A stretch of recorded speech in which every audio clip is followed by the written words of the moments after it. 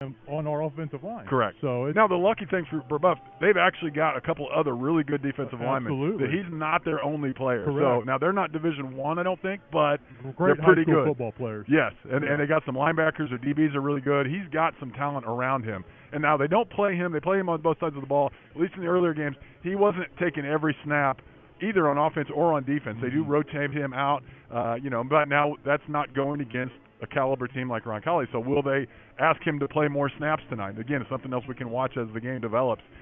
What does their coaching staff expect out of a D1 prospect? And you assume they're the leader of the team, because he has to step his game up. Right. Well, Sturt, let's for a second here in this first segment turn our attention to the side of the ball for Roncalli that gets probably the least amount of attention. That's the defense. Mm-hmm.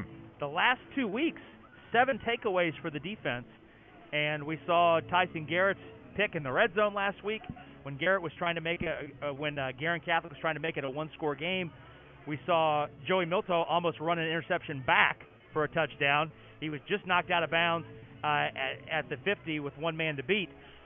So this defense really has dialed in, and the stat that really jumps off the page, and Coach Rodenberg has talked about the secondary as a part of this team that he really likes from a development standpoint and where they are right now. 9 interceptions by 8 different players. That's pretty remarkable. It is remarkable. Through 5 games. Yeah, it's a cool, and everybody's getting involved, and that's how they were successful last year. You had guys doing their job all the way across the defensive back, and guys getting active with it, and you're seeing some of that starting out. I'm not comparing them to last year's team just yet, but you've got a lot of talent out there, and they are all chipping in, and that's what you want. You want a team. Any team defense or team offense is going to be better than an individual. And if you're playing as a team, you're all contributing. You're getting, fumbles, takeaways. Your team is going to be better overall. And I've talked to Brian Lauk. I think I've mentioned this earlier this season.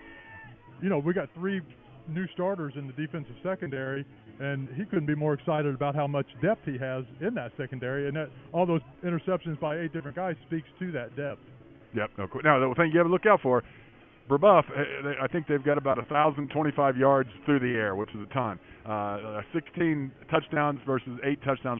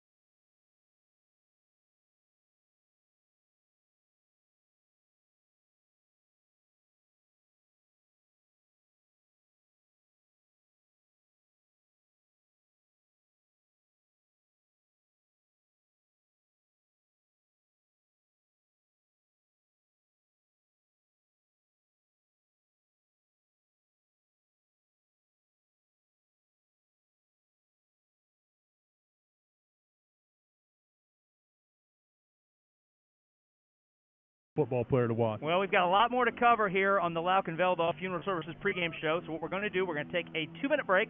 When we come back, we'll have more from the stadium. We'll have our pregame chat with Roncalli head coach John Rodenberg. All that coming up in 2 minutes. You're watching and listening to Roncalli Football on the Roncalli Media Network. We're so thrilled to have Peyton Manning's name on our children's hospital. But we are a hospital designed for kids. And then the halfback went in motion and then ran a slant route across the middle. Try to get a linebacker isolated on him. I like this beat. It's nice. Give me some more bass. A little more bass here. These are nice. Wish they had them at the adult hospital next door. I think I'm gonna make this giraffe green. That's crazy. Might be right. Let's go red right, scat right, 585, wide drag. On two. Ready? Break. Nice ride. Y'all have these in blue? Can you hear this? There's only one Peyton Manning Children's Hospital, offering world-class compassionate care for your child. Schedule primary ER or specialist care online. Thanks, Peyton. We've got this. Oh, okay. That's where they go.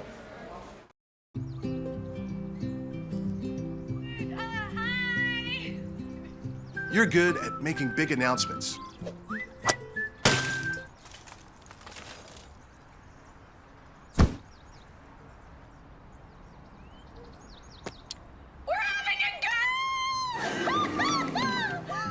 We're good at your insurance. Start with Indiana Farm Bureau Insurance, online, over the phone, or in person, and stop knocking on wood.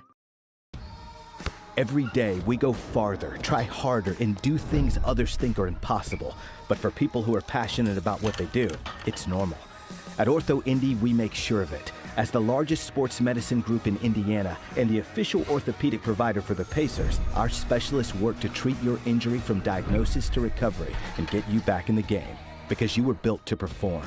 Ortho Indy Sports Medicine, helping you get normal back, whatever your normal looks like.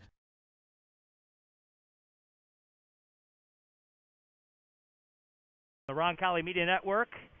Marquee game in the state of Indiana tonight. Number 1 Roncalli, winners of 17 in a row. That's tied for the third longest winning streak in program history. Taking on 5-0 Brebeuf Jesuit. The Braves are 5-0 for the first time since 2010. So certainly they're in a place that they've not been in a while. That was the team that ended up finishing the season 7-3. Some other games we're keeping an eye on tonight. Monrovia hosting Beech Grove. A couple ranked teams that are Circle City Conference schools but don't participate in football. Both ranked. Heritage Christian ranked 3 in 2A. They've got a very strong team, 5-0. Covenant Christian, the defending champs in 1A. They're ranked 6th, 4-1. Covenant Christian hosting that game tonight. Bishop Chatard and Garin Catholic both 1-4. That's Garin's homecoming. Lutheran 5-0, ranked number 1 in 1A. They're hosting 3-2 Cecina. New Pal, it's very strange to look at New Pal and see a losing record after 5 games. 2-3 at 3-2 Greenfield Central. Franklin Central 3-2, 2-1 in the HCC against 2-3 Noblesville. That Roncalli win, I think both of us, we all talked this week about this. That Roncalli win over Franklin Central looks better and better every week. Oh, no question. As Jason West has that Flashes team rolling, as many expected that he would. Yeah. I'm not sure that many expect it to be this year. No. When you beat Zionsville and Avon back-to-back, your program's going in the right direction. And I would not be at all shocked if they beat question. Noblesville tonight. They had won in their first 3 seasons in the HCC. They had won 3 games. They were 3-18. They're 2-1 in the league tonight, hosting 2-3 Noblesville. Mount Vernon hosting Pendleton Heights, Paramary's at Greenwood, Decatur Central's at Plainfield, and Bloomington South 5-0 hosting 0-5 Southport. Bloomington North, who will be the Roncalli opponent next week, will be down in Bloomington next week. They are playing New Albany tonight on the road. The Cougars are ranked, I believe, 7th right now in Class 5A. They are 4-1. Their only loss was to Bloomington South. We turn our attention now a little bit more to this matchup. We do have to get to our pregame interview with Coach Rodenberg here, which we'll do in a moment. But one thing I wanted to touch on, guys, is the play of Aiden Leffler. And I think he's been so consistent and so good for so long. We almost take him for granted to some extent. He's making his 39th start tonight as a varsity quarterback here at Roncalli. He's got the longest winning streak of any quarterback in Roncalli history. He's quarterbacked 17 straight wins. And he comes in tonight having thrown 7 touchdown passes in the last 2 games. Yeah, it's impressive. 13 total for the season. And then what I find interesting, in the years past, we've always kind of talked about his rushing ability because he comes into games kind of a 50-50 player where, you almost count on him for his legs more than you count on him for his passes. He makes passes, but he was making more runs. This year, we've not really had to talk about his running ability. He's had some good runs at times, but he comes into the game with 166 yards rushing and only 2 TDs because the other 4 guys around him are rushing the ball so well that they don't count on him. and he is completely stepping up on the passing game. So, we've always had that debate: is he a quarterback or is he a fullback? You can look at his stats, and hands down, he is a quarterback that is leading this team and doing it well. Well, and all the superlatives that we used on Baron Hebler last year, they apply to Aiden this year, and he's earned it. I mean, he's been phenomenal, and he's just a great high school football quarterback. Well, we've now reached the point in our pregame show to catch up with Roncalli head coach John Rodenberg. We spoke with Coach prior to the game tonight, got Coach's thoughts on the win last week at Garrett Catholic, as well as the matchup tonight with Brebeuf. Here was that conversation. We're here with Roncalli head coach John Rodenberg as the Royals back at home, homecoming, taking on Brebeuf Jesuit tonight at the stadium. Before we get into the matchup tonight, let's go back to last week's game, a 45-21 conference win at Guerin Catholic that sets up the matchup tonight for the conference title. I know we talked after the game, Coach, and you felt like your team wasn't quite as sharp as it probably could have been or should have been. How much did your perception of that initial read change as you had a chance to watch the film? I thought we played well, but I didn't think we had that knockout punch to us. And we would do something really, really good, let them back in a game. Really, really good, let them back in a game. Now part of it is because they played pretty well too. But I thought we lacked a little bit of enthusiasm that we'd had the previous weeks.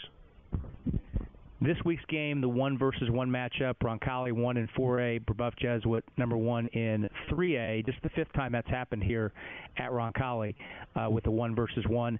You've been in a lot of big games like this, regular season games, during your career. When you're working your team through the prep week, how much time do you spend talking to your guys about the atmosphere and the stakes of the game and trying to control emotions maybe? That might be the most important thing. Well, first of all, it's a fun week because you have to do very little to get your guys motivated. They know what's on the line.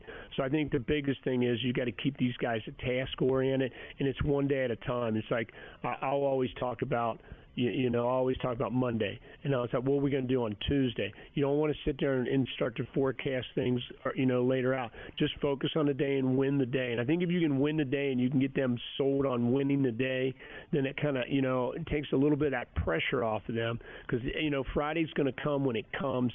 Tonight's here, so it's here. But there's a lot of days that led up till tonight before, we can actually play this football game. Brebeuf Jesuit comes in 5-0. They've scored over 40 points in each of their last 3 games. As you have a chance to look at them, what do you see on the tape? Oh, their offense, they like to throw the ball. I wouldn't say they're a dominant running team, but they've got good athletes in space. The quarterback gets rid of the ball really quick, and they're pretty good in their passing game, and you got to be smart in how you defend them. How much does it play into tonight that this is the only team that's regularly on your schedule that you didn't play last year because of contact tracing? Brebeuf was unable to play. So this is a team that you haven't seen live as a head coach at Roncalli. Now, some of your guys played in the game 2 years ago as sophomores, some of your seniors, but how much does that play in tonight? Well, it's interesting for me because I haven't played them, and everybody else I've played, so I kind of know what we're getting. So I've been asking a lot of questions, have you beaten them? Do we usually beat them? How good are they? What kind of program are they? Obviously they're in our Catholic school and they're going to be well prepared and well coached. But for me, it's going to be exciting just because I've never played them, so I don't know what to expect. All that said, what do you look for as keys? What does your team need to do well on both sides of the ball tonight? Offense needs to be controlled, run the football, and control the clock. And defense, we need to be smart with our blitz package. We need to cover well tonight. And if we can do those kind of things, I think we'll be in good shape. Roncalli taking on Brebeuf Jesuit tonight. Winner wins the Circle City Conference Championship. Good luck, Coach. Thank you. Appreciate it. That's Roncalli head coach John Rodenberg. We'll take a quick break and come right back. We'll have more from the stadium after this. You're listening to Roncalli Football on the Roncalli Media Network.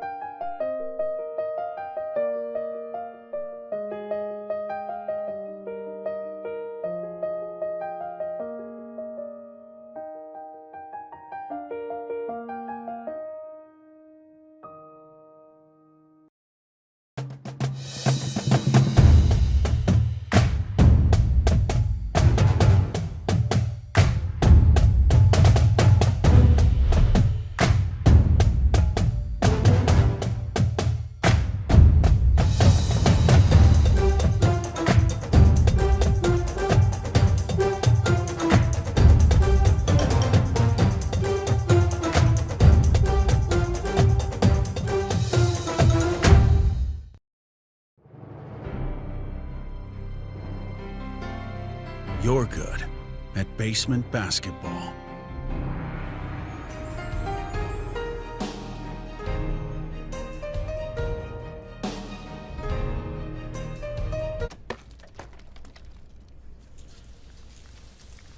We're good at your insurance. Start with Indiana Farm Bureau Insurance, online, over the phone, or in person, and stop knocking on wood.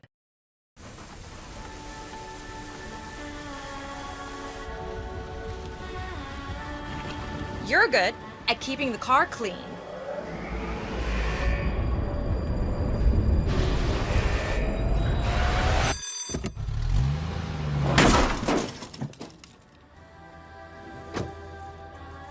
We're good at your insurance. Start with Indiana Farm Bureau Insurance, online, over the phone, or in person, and stop knocking on wood.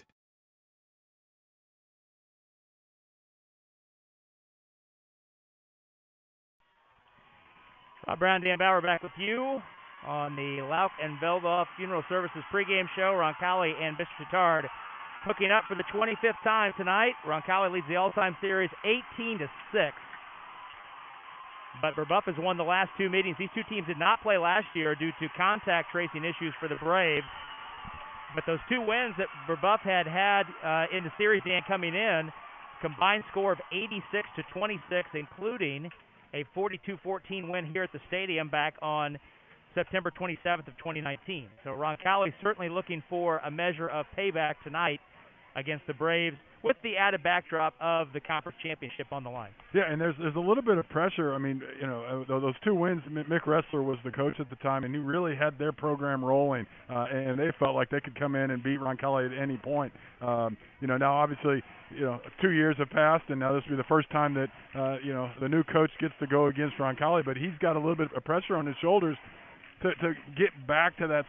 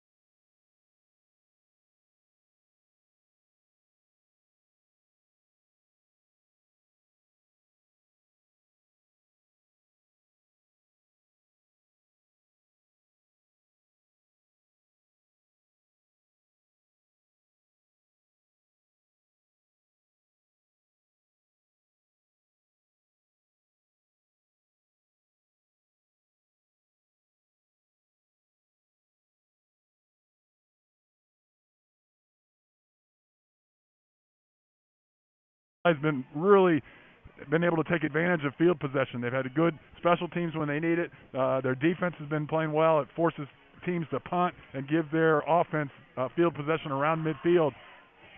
The more they start with that kind of starting point, the better they're going to be this week. And you can't let Brebeuf get that kind of starting points because they'll take advantage of that. So, again, this week field possession is really important, and that comes from kicking games, offense, defense, the whole package. The thing we talked about earlier is the Lauk versus Strickland. Now, it also could be Scartweet versus Strickland or but anybody else. I mentioned earlier they've got a fantastic Jaden Childers on the other side of Joe Strickland is another fantastic with an all-state player last year. Yeah, he is good. So they're going to have it on both sides all game long. So, if you're watching the YouTube channel, zoom in on that matchup because it's something we won't be able to talk about every play, but those matchups will make a difference on every single play. Roncalli offensively has to establish the run, get an advantage with these big offensive linemen, and then mix their pass in and out to be able to score and be efficient with their passing game and try to play from the lead. Get points to try to get the lead early to take Brebeuf out of their offense. Defensively, we talked about the defensive back test. They've got a huge test tonight, and they've got to step up and win that test. One way to help the DBs is to get pressure on their quarterback. You know, he's not a Willie was talking about. He's not a great quarterback. He's a good quarterback, and he can get the ball to talented receivers. So you got to pressure him. You got to make him throw to the guy he doesn't really want to throw to, and make him even rush a little bit. You know, force him out of the pocket and make him try to run because he doesn't like to run. And then, as has happened in the last couple of games, turnovers win football games. And we saw that all last year. In a big game like this, the team that turns the other team over is generally going to win the game in a tight scoring battle. So when they're throwing the ball as many times as they're going to, it gives plenty of opportunity for those DBs to not only play well, but to go after the football and get turnovers. So those are some of the keys for tonight, Rob. Those are Dan's keys to the game. We've got to get out and take our last break here on the pregame show. When we come back after this 2-minute and change pause, we'll have the top of the hour, we'll have the kickoff, and we'll have number 1 Roncalli in 4A against number 1 in 3A, Brebeuf Jesuit. From the stadium on the south side, it's Roncalli football on the Roncalli Media Network.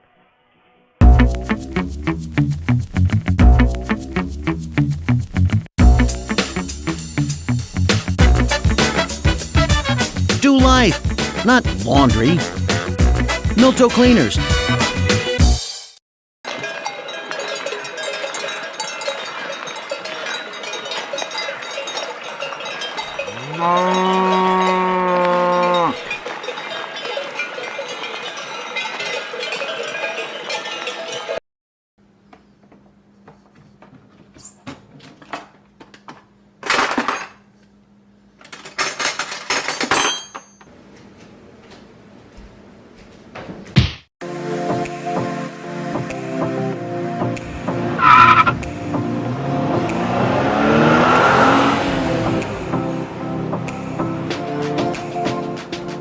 We're so thrilled to have Peyton Manning's name on our children's hospital. But we are a hospital designed for kids. And then the halfback went in motion and then ran a slant route across the middle. Try to get a linebacker isolated on him. I like this beat. It's nice. Give me some more bass. A little more bass here. These are nice. Of course, they had them at the adult hospital next door. They have to make this giraffe green. That's crazy. Might be right. Let's go red right, scat right, 585, wide drag. On two. Ready? Break. Nice ride. Y'all have these in blue? Can you hear this? There's only one Peyton Manning Children's Hospital, offering world-class compassionate care for your child. Schedule primary ER or specialist care online. Thanks, Peyton. We've got this. Oh, okay. That's where they go.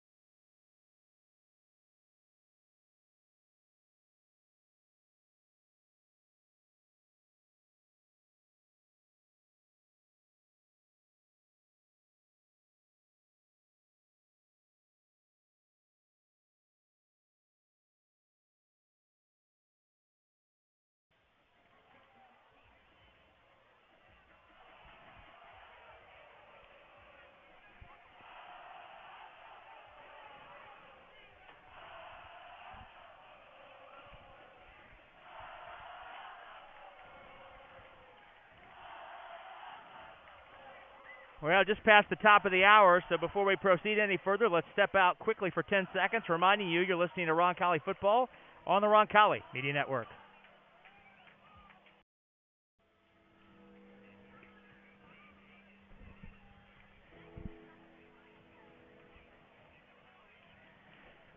Alongside my partner Dan Bauer, our sideline reporter Steve Wilson, statistician Matt Donovan. Rob Brown with you at Roncalli Stadium. Beautiful night for football. The captain's heading out. Roncalli clad in the royal blue tops with the white pants, white numerals, gray helmets with the red and blue cross R logo. Sam Seacrest and Aiden Leffler, the captains out there for Roncalli. 4 captains out there for the Braves of Brebeuf Jesuit, clad in the all-whites with the maroon numerals and lettering. Gold helmets with the maroon stripe down the middle. Tom Thresh is our referee tonight. Royals have won the toss and elected to defer. 71 degrees at kickoff, a beautiful night. Chance of rain later tonight, but that will be long after we have exited the premises. Should be about 58 degrees by the time this one wraps up. Light wind out of the south-southwest at 4 miles an hour. That's kickoff weather forecast from our certified meteorologist, Matt Donovan. Rob, what I like, okay, we're a football school, kind of, some would say. Most would say. One indication of that is, how do the fans respond? So you got the student section that is turned out in droves for this game. When Brebeuf team comes out of the gate down there and they're running onto the field, everyone in unison in the student section turns around and looks to the parking lot and kind of holds up a finger, just kind of like rolling in a circle. Not giving, they're not booing, they're not doing anything. They're just, hey, we're just not going to pay attention right now. There's something better going on in the parking lot. And that's classic. And it's like, okay, that's good fandom right there. Absolutely. So Roncalli will kick it off. Luke Russell will do the honors. Roncalli opting to go right to left from our vantage point toward the east end zone in this first quarter. That means Brebeuf will be looking into the sun, heading left to right. Luke Russell, so far this season, with 7 touchbacks. And the deep men for the Braves are number 2, John Savoom, and number 13, the aforementioned Anthony Ane.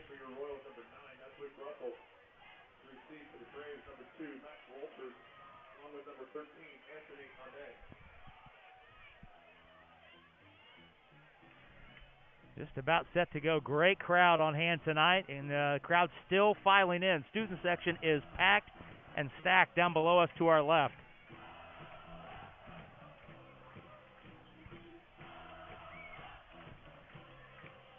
Russell with those aqua-colored cleats, about to put a foot into it.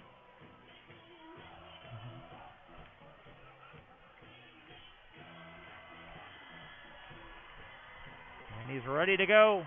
Russell on the run-up, hits a sidewinding twister that Ane takes at his own 2-yard line, right up the middle of the field, cuts back, and he's taken down at the 16.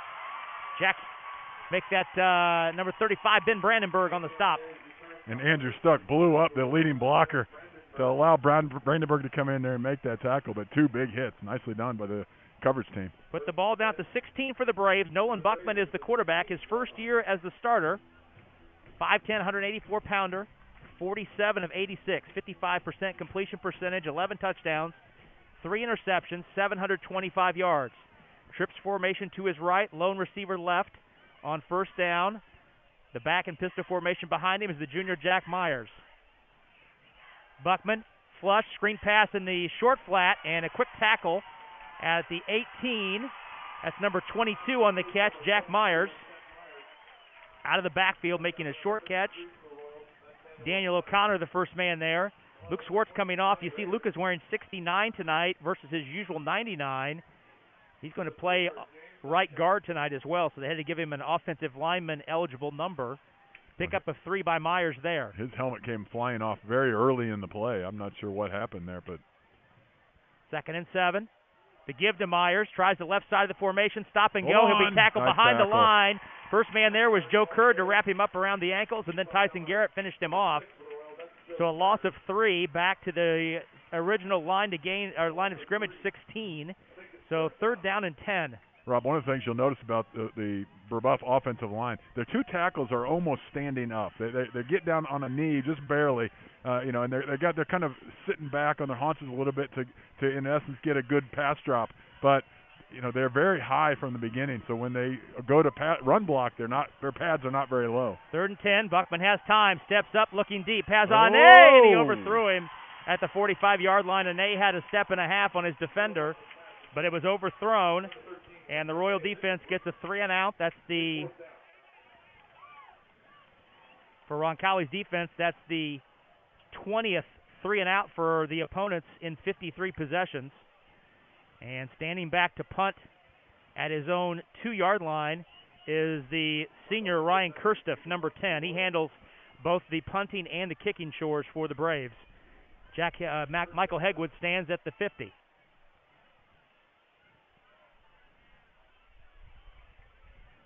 Kirstoff ready to hit it away. Low snap, no Roncalli rush. Royals set up for a return. A good high spiral that Hegwood calls for a fair catch at the 45 of Roncalli. 44 as the breeze took that kick back another yard or two. Nice punt by Kirstoff. What a 40-yard punt by Kirstoff back to the Roncalli 44. So Aiden Leffler leads the Royals out. This is 39th start as Roncalli's quarterback. 28-10 is his career record. He'll begin with Luke Hansen, who's coming off a career high 144 yards on 12 carries. Hansen to Leffler's left on 1st and 10. 3 receivers to the left as well. Leffler drops, looks that way, plants, waits, throws it out to Zach Arman. Went up high to get it. Not a lot to gain there as he's kept in bounds and then knocked out of bounds by Michael Irk, number 44. Arman using that size at 6'5" to go up and get it. Pickup of 2. That ball, that was tight coverage. The only place he could catch it was going to be up high because there was a guy in front of him and a guy low below him. You know, if that ball goes anywhere but high, it's going to be intercepted. So great job of going up and getting the ball and putting it up high. 2nd down and 8 at the Roncalli 46. Michael Gallagher goes in motion. Leffler gives to Hansen. Stutter stepping into the hole up the middle across the 50. Sets up 3rd and short, or right at the 50 they put him down. So give him 4. 3rd down and 4. We've talked about the big matchup. Joe Strickland right now is lining up against Luke Scartweet on the left side of the Brebeuf defense, right side of Roncalli's defense, where Jaden Childers, number 55, is lining up over Trevor Laut. So they're kind of flopped right now from what we expected, although, again, it's a game plan. So we'll see how long they keep with that strategy and see how both players react to all that. 3rd down and 4. Leffler empties out the backfield. Now Caden Gore's at quarterback. He gives to Hansen. Stutter stepping around right side. He gets a couple, but he's a yard short.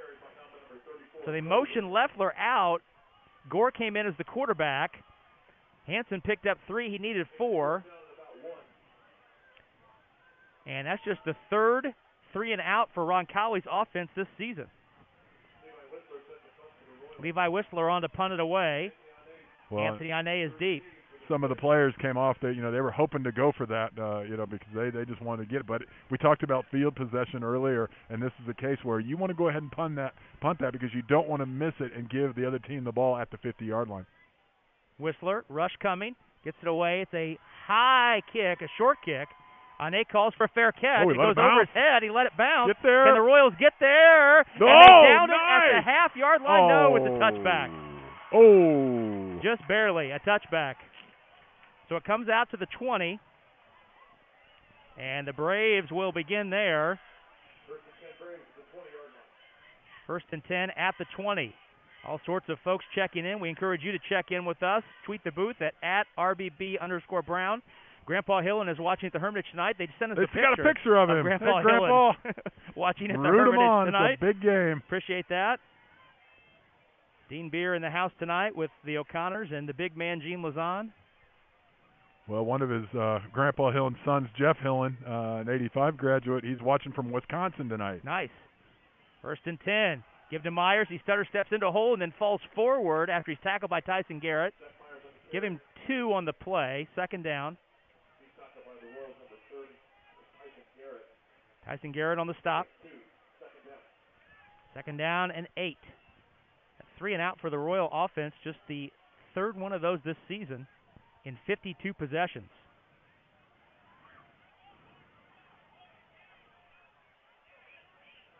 Empty backfield, 4 receivers to the right of Buckman and 1 to the left. Royals rush 4. Pocket collapses. Buckman throws it up, and there was a big shove out near midfield. Sure was. By the offensive player in the pattern. That was number 83, Sully Meyer. Incomplete. Joey Milto running in coverage. 3rd down and 8. 3rd down and 8. So Buckman has looked deep twice so far, and both balls have been overthrown. One he had an open receiver, the other one he didn't. But yeah, Milto was closer to that ball than Meyer was. Yep. 3rd down and 8. Man in motion is Walters. Give to Myers, and he's stacked up tackle. after a gain of about 2 and driven back. So Braves well short of the line to gain. Myers given 2 on the play out to the 25, but that sends the punt team right back out for the Braves. 2 straight 3-and-outs for the Roncalli defense to start. And Kirstiff is back out to punt it away. Kirstiff stands at his own 11. Michael Hegwood back at the 40.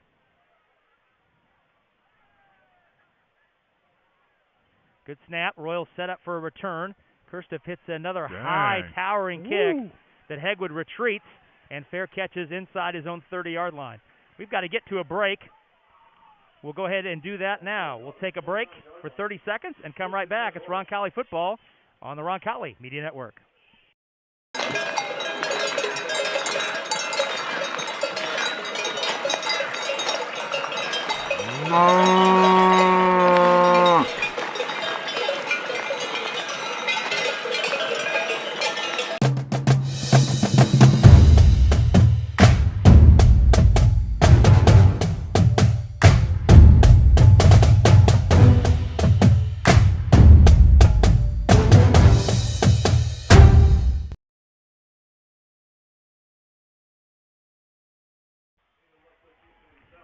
Well, right back to action out of the possession change. Aiden Leffler flush from the pocket on 1st down, able to scramble and pick up 4. Nice run on 1st down on a broken play. This drive beginning at the Roncalli 29-yard line. Pick up a 4 for Leffler, 2nd down and 6. Brebeuf does operate out of a 3-4 defense, so Roncalli is very familiar with that offensive or defensive set. So it's nothing that they don't see other than the personnel. Luke Hansen to the left of Leffler on 2nd and 6. Now the backfield emptied out. Leffler looks, throws on the slant, has Locker, nice a diving catch at the 45-yard line of Brebeuf. Call it the 46. Either way, it's a 1st down into Brave territory. Give him 21 on the play. 1st down, Royals. And Leffler did a great job standing in there. Ryan Joyce came from his outside linebacker spot on a blitz and teed Leffler up as he was throwing it. So, it didn't deter him at all. Made a real nice throw and took a hit at the end. Backfield emptied out again. Leffler, screen pass. Call that a running pass. The pitch back to Hansen. That's a running play. Side judge calling that a backward lateral and a loss of 1. Actually give him no gain. They say that Hansen, loss of 1. Yeah, loss of Waiting 1. for them to put the football down. So loss of 1 back to the 47. And that was indeed a running play, as the side judge right on that called that a lateral back to Hansen. 2nd down and 11. 5.5 minutes to go. 1st quarter of a scoreless game. Number 1 Roncalli in 4A taking on number 1 Brebeuf Jesuit in 3A. Leffler pre-snap looks over the defense. And the flags fly. What do we have here? Side judge. Got to be a legal procedure. Roncalli is clapping, but it is a 5-yard penalty on Roncalli. So now the Royals looking at 2nd down and 16. Roncalli checking in on his way back from watching softball in Chicago. Of course, Angela White and Dexter checking in as part of the Locust crew. Father Wilmoth over at the Hermitage watching tonight. Jim and Lisa Feltz and the band Trainwreck playing the homecoming after party tonight, checking in. Leffler motions out of the backfield. Gore on the 1st down carry, or 2nd down carry, gets the lost yardage back, accelerating out to the 46. So that recoups the yardage lost on Hansen's play and the penalty. So pickup of 6, 3rd down and 10. Had a nice conversation with Paul McDermott, the drummer from the band, and he's so excited to be playing tonight. We went and saw them out at Whiskey Business last Saturday night. They were fantastic. Oh, they're always good. 3rd down and 10 at the Brebeuf 46. Leffler drops, stands in, pump fakes. Nobody open. Still looking. Throws downfield. He's got Caden Gore, and he leads him too much, incomplete at the 25-yard line. That sends the punt team out. Two things from that. I mean, obviously plenty of time, so great job by the offensive line keeping out any pressure at all. Gave Leffler a lot of time. Leffler did a good job of kind of going back and forth in the pocket so that the defense didn't have a beat on him, and he kept his eyes down the field the whole time. Finally found someone come open and made a pretty good throw, just a little bit wide on it. But really nice job by the offensive line and Leffler to even just get a pass out of that really well-covered defensive series. Levi Whistler on to punt it away. Stands at his own 38. Anthony Ane back for Brebeuf inside the 15. Whistler gets away a low twister. Ane steps up and takes it to 17, and he's decked immediately by Andrew Stuck. Driven back to the 15.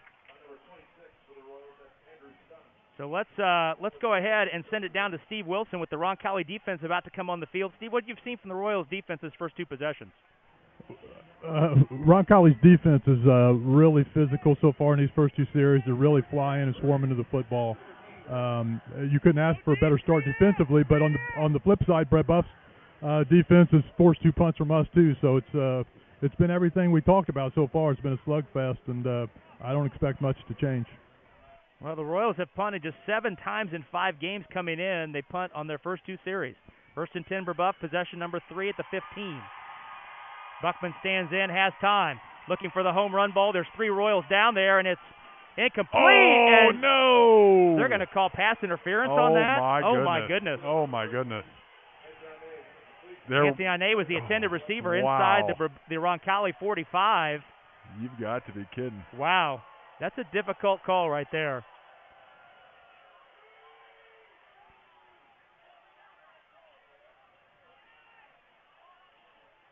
Pass interference on the Royals. That's 15 yards and a first down. There might have been a touch, like a hand put on him, but there was no push. There was no hold. That is a tough call. Wow.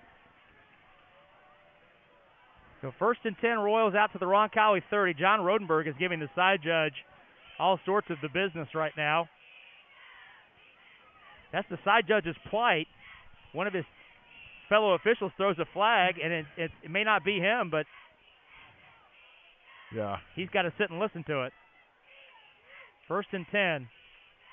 First down of the night for the Braves comes via penalty.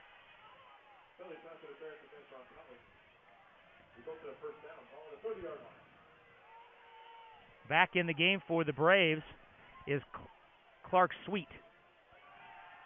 Buckman drops the throw again, slings it downfield. It's caught by Max Walters out near midfield, and he's pushed out of bounds by Johnny Rader, but not before he's got a first down out near the 50, right at the 50. Pickup of 20. Walters coming in, the 5th-ranked receiver in the state in terms of receiving yards, 613 coming into the game tonight. First and 10.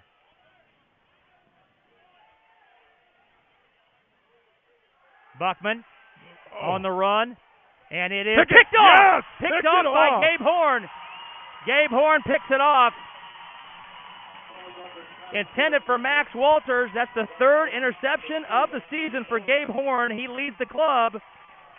And what a big play by the Roncalli defense. Well, and what set that up, the quarterback rolled out. Will Morris was playing the in spot. He gave chase to him, forced the quarterback out to go a little deeper, and as he's going back, he just let the ball go so he had to avoid the sack and put up a very soft lame duck, which then allowed Horn to come up, make that interception. It was a very athletic interception, made a real nice cut on the ball. But those 2 players really did their jobs to make that happen. So Roncalli with the football after the takeaway. First of the night. Dan talked about turnovers being a factor. First and 10, Royals at the 42, their own 42. 3:58 to go in a scoreless first quarter. Leffler turns and hands to Caden Gore. He accelerates into the linebackers and is close to the line to gain for a first down. Yep, they gave it to him. Give him right at 10 and a first down into the Brebeuf territory to the 47. Last week was the first game in 5 that Gore did not score a touchdown this season. Comes in with 6 receiving touchdowns. He did throw one last week. He did throw one, yes. He was still involved. Yeah.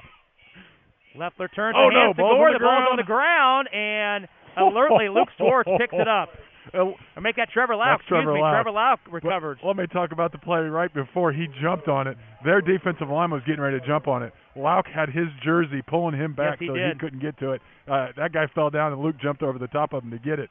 There was no call of holding right there, but just I guess a wise play that he got away with. to that make goes sure down we as got a running play, a team loss of 6 yards. Back to the 47 of Roncalli. Trevor Lauk saved the possession, however. Recovering the fumble. 2nd down and 16. Give again to Gore. He stutter steps. That's makes Hansen, the first man miss. Oh, that's Hansen. Yes, Yeah. it is Hansen. Excuse me. Hansen with the nice run to Brave territory down to the 45. So give him 8 on the play, setting up 3rd down and 8. Luke Hansen on the carry. We mentioned Luke had a career-high 144 yards and 2 scores in the wins last week at Guerin Catholic. He's got really quick hips. That play there, he was running to the left, made a real quick adjustment to the right, made a guy miss him and allow him to pick up a couple extra yards. 3rd down and 8. Caden Gore goes in motion left to right. Leffler drops, screen pass underneath to Hansen. He's got a first down. He's got a little bit of a seam. He's got a nice block from Lockard. He's still spinning. Nearing the 25, he twists and finally down there. There's a flag, though, back at the line of scrimmage.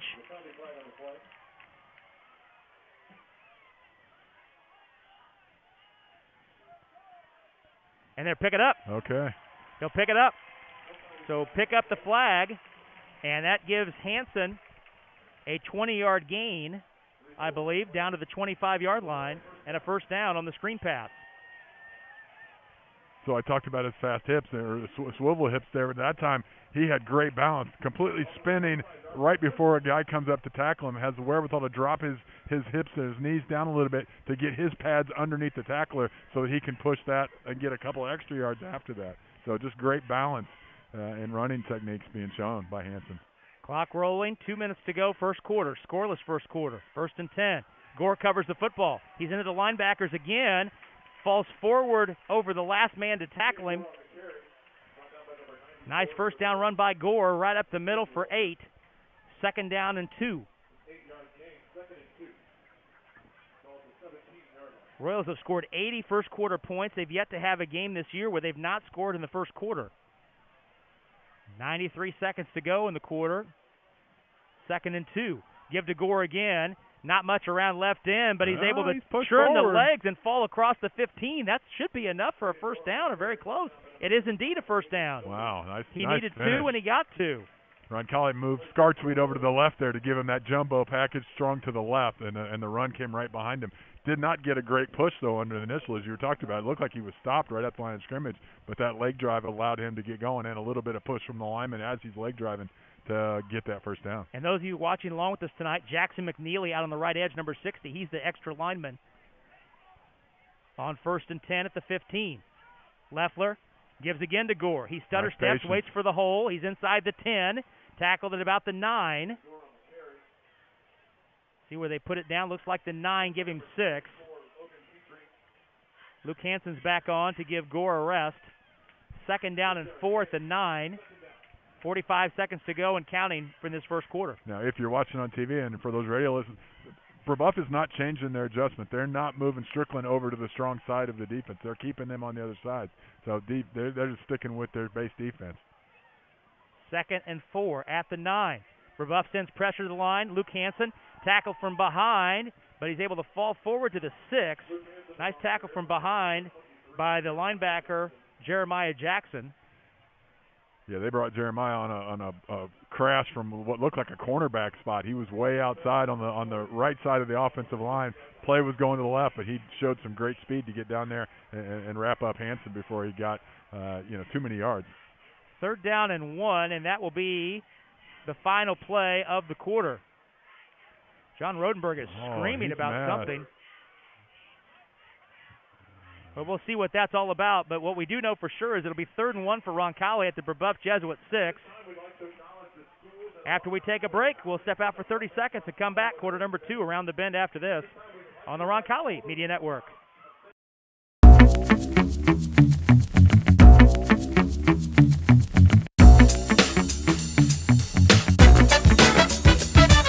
Do life, not laundry.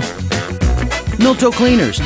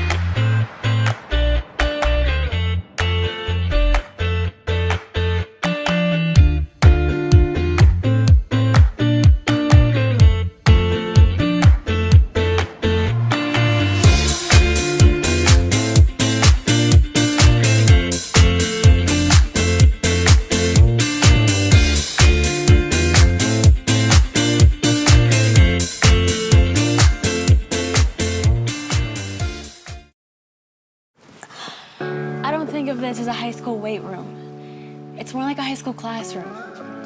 I'm learning how to manage my time here. I'm learning that it's important to have goals and that it takes persistence and commitment to reach them. And I'm learning that the best way to lead is by example. Indiana High School Sports. They're more than just a game. Come and see me play.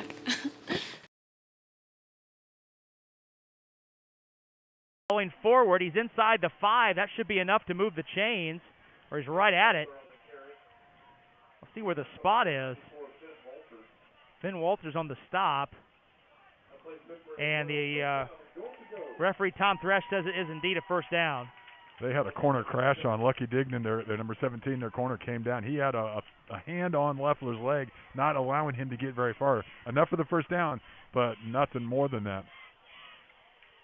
So Leffler got one. It's first and goal at the 5. And the Braves what are we jumped doing in the here? neutral zone, I believe. Well, we got receivers out here in the passing routes Well, already. that's also a problem.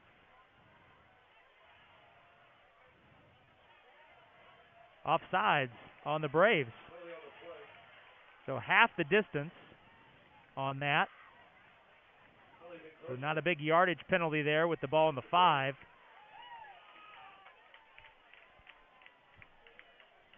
The first down, first and goal at the 2. Caden Gore is the lone man in the backfield. Michael Gallagher's the H-back. Royals have some extra linemen in there, the jumbo package. Leffler high snap, gives to Gore, seeking the goal line. He's stacked up, not a lot there. Jaden Childers they has have the ball. football.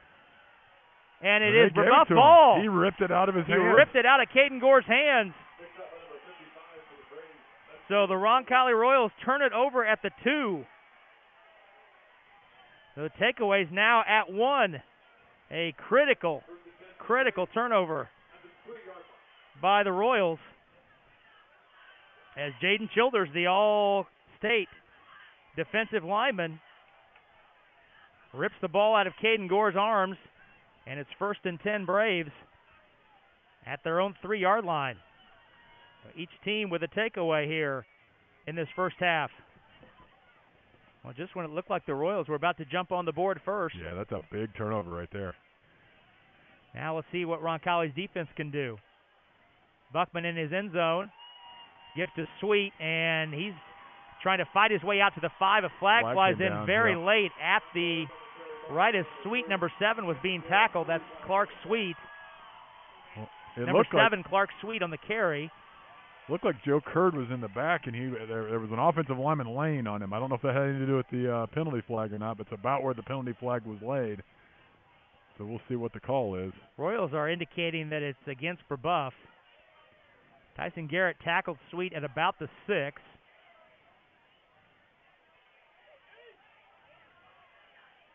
And well, if they're calling it a hold, it would be at the point where the flag was, which was about the 1-yard line, but they're not spotting it there. I think the Royals might have declined the penalty.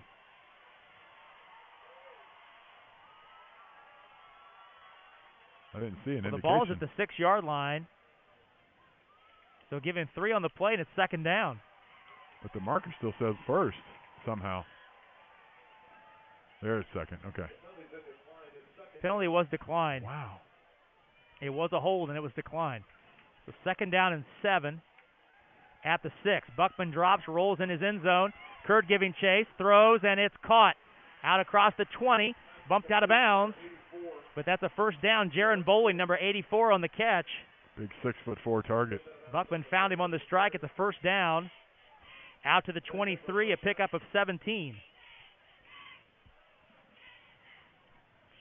1st and 10.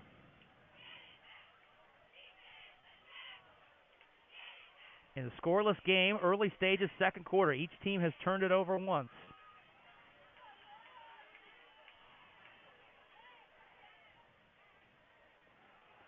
Buckman play action. Throws it deep and over everybody's head. Andrew Ball was the closest man there. Anthony Ane was the closest Brave in the vicinity out near the Roncalli 45. And Buckman just aired that one out. 2nd down.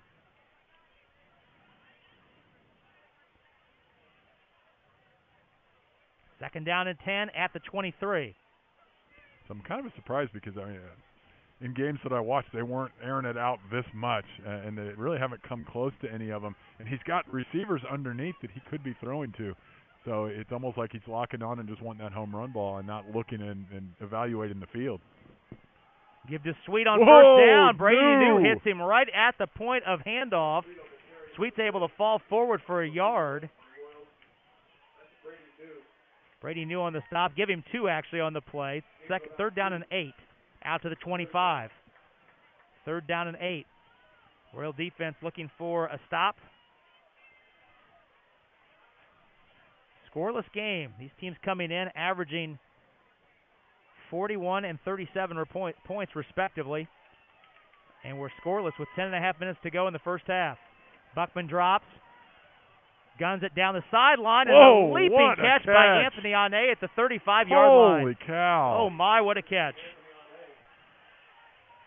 That was the highlight reel there. He caught the ball that was already probably 2 yards out of bounds and was able to catch it and bring his feet back, and keep them inbounds, throwing them back to get those toes planted.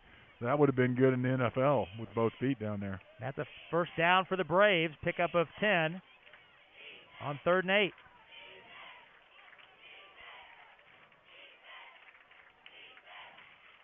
Buckman gives to Sweet right up the middle. Not a lot there. Royals driving back. Nothing there. Lucas Erickson was there, the first man there. Luke Swartz had him down low, too, Yep. I think about the same time.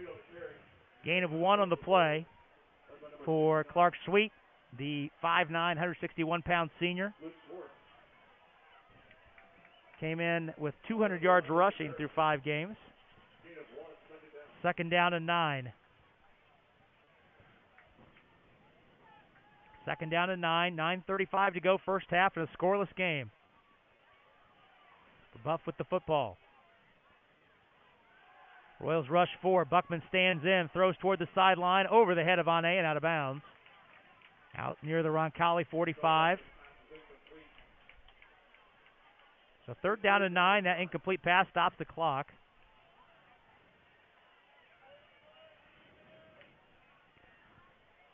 Third down and 9. Braves so far with 4 first downs in the game. Roncalli 5. Unofficial, of course. That's my count. 3rd down and 9. Lone receiver to the right of Buckman is Ane. 3 receivers to his left. Royals rush 4. Buckman stands in, guns it, and it's overthrown, almost picked off. Johnny Rader didn't see it fly over the intended receiver, number 84, Jaron Bowling, and it falls harmlessly incomplete. That sends the punt team back out. But 2 first downs by the Braves when the ball was initially spotted at the 3. Gives Kirstuff a little more punting room, and he's set off a couple of boomers so far tonight. Yeah, based on the game right now, obviously Brebeuf has to be happy with the takeaway at the 3-yard line, and then to have a couple of first downs just to give them some room with the type of punter he is, it should keep Roncalli from having too close of a look at the end zone. Good Another high punt. Nice punt. Hegwood's got a little room to run, and he's able to work his way out to the 30. We've got to get to another break here with 9:10 to go in the half in a scoreless game. We'll step out quickly for 30 seconds and come back with more. It's Roncalli football on the Roncalli Media Network.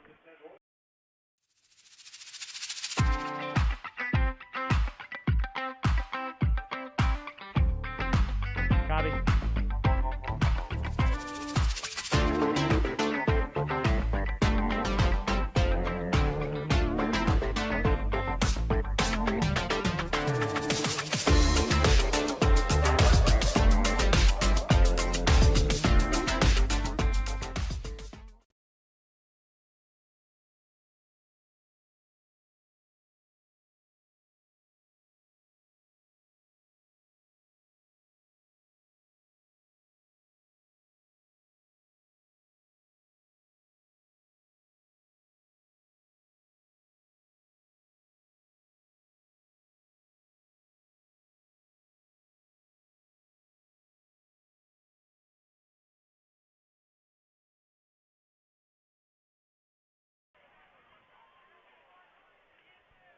Leffler takes the snap.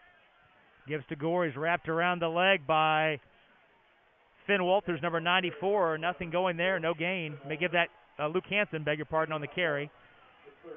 Luke Hansen giving 1 on the play. Actually, there's no gain on that. That ball's spotted at the 32, so it's 3rd down and 8.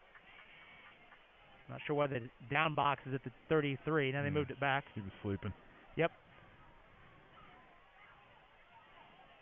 3rd down and 8 at the Roncalli 32. Leffler rolling left. Steps up, throws. Has a man. It's picked off. Picked it off. Picked off. Max Walters jumped the route and picked it off. Just the 3rd interception that Leffler has thrown this season. And now the Braves have some ideal field position. So Max Walters with the interception. 2nd turnover of the night for the Royals. And the Braves are in business. 1st and 10 at the Roncalli 42. The officials have an official timeout for some reason. I don't know what they're...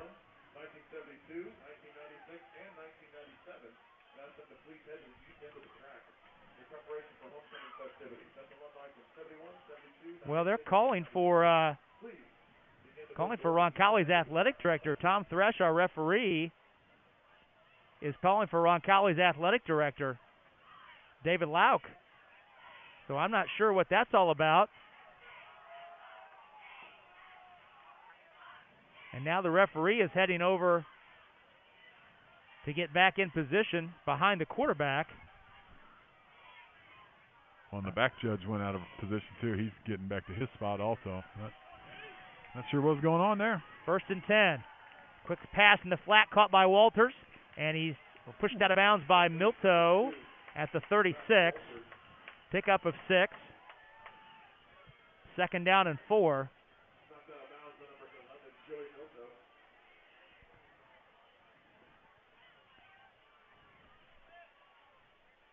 Call it 5 at the 30. The ball's at the 36. Ball's at the 36. So 2nd down and 4. Braves have turned the Royals over twice here in this first half in a scoreless game. Luckman sends Bowling in motion. Drops, throws, has time, has a man. He threw it behind him, incomplete. Intended receiver Sully Meyer was wide open at the 20, but the pass was thrown behind him, incomplete. And it's 3rd down and 4. And they're not too far out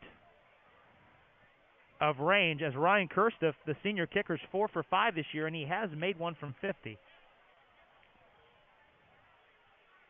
That would be, they're just 3 yards away from a 50-yard field goal. 3rd down and 4 at the Roncalli 36. Buckman, quick pass, quick catch. Quick. There's your yards Jumping there. catch right to the ground. Walters with the catch to the 29 and a 1st down. Pickup of 7. 1st down Braves. Ball's at the 29-yard line of Roncalli. 1st and 10 in a scoreless game. That pass was extremely fast. If you're not in that receiver's hip pocket at the line of scrimmage, you're not going to touch it. And that's a really nice play by Brebeuf. Trips formation to the right. Lone receiver left is 83, Sully Meyer. Buckman gives to Myers around left end. He breaks the tackle, and then he's popped at the 27. Tyson Garrett had him in the backfield, and Myers was able to wriggle out of that before Luke Swartz took him down at the 27. So pickup of 2. 2nd down and 8.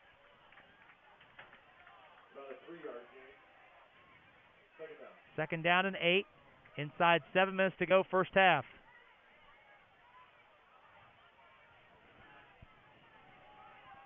Buckman looks over the Roncalli defense. Takes the snap, quick throw, quick catch by Walters right at the 24. Johnny Rader tackled him immediately.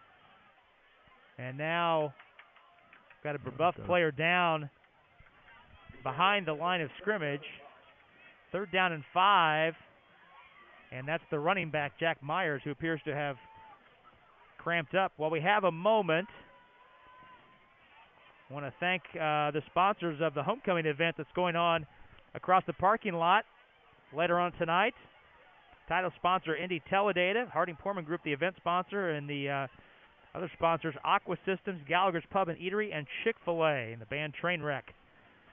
My favorite band on the South Side will be playing here later tonight.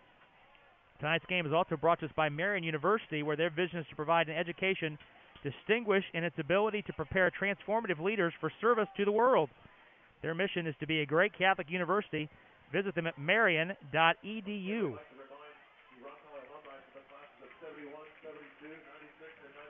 Our guy, Ladarius Mathis, one of the Roncalli girls basketball coaches, out doing a little. Appreciate him checking in. 3rd down and 5 for the Braves at the 24-yard line of Roncalli. A scoreless game. Myers was able to get off the field under his own power.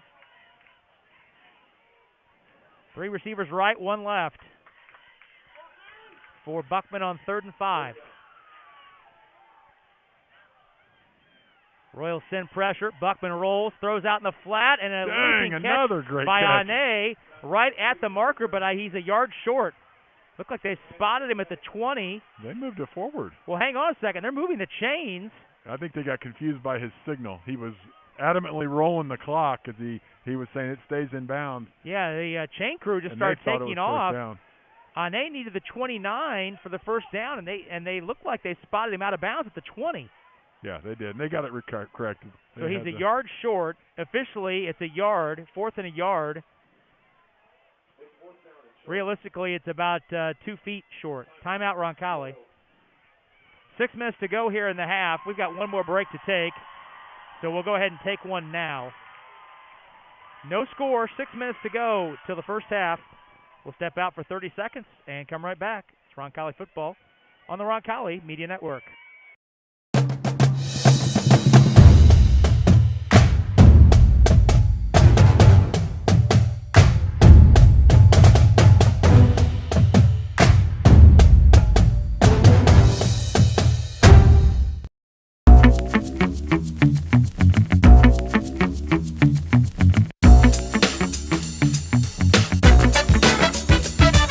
Do life, not laundry. Milto Cleaners.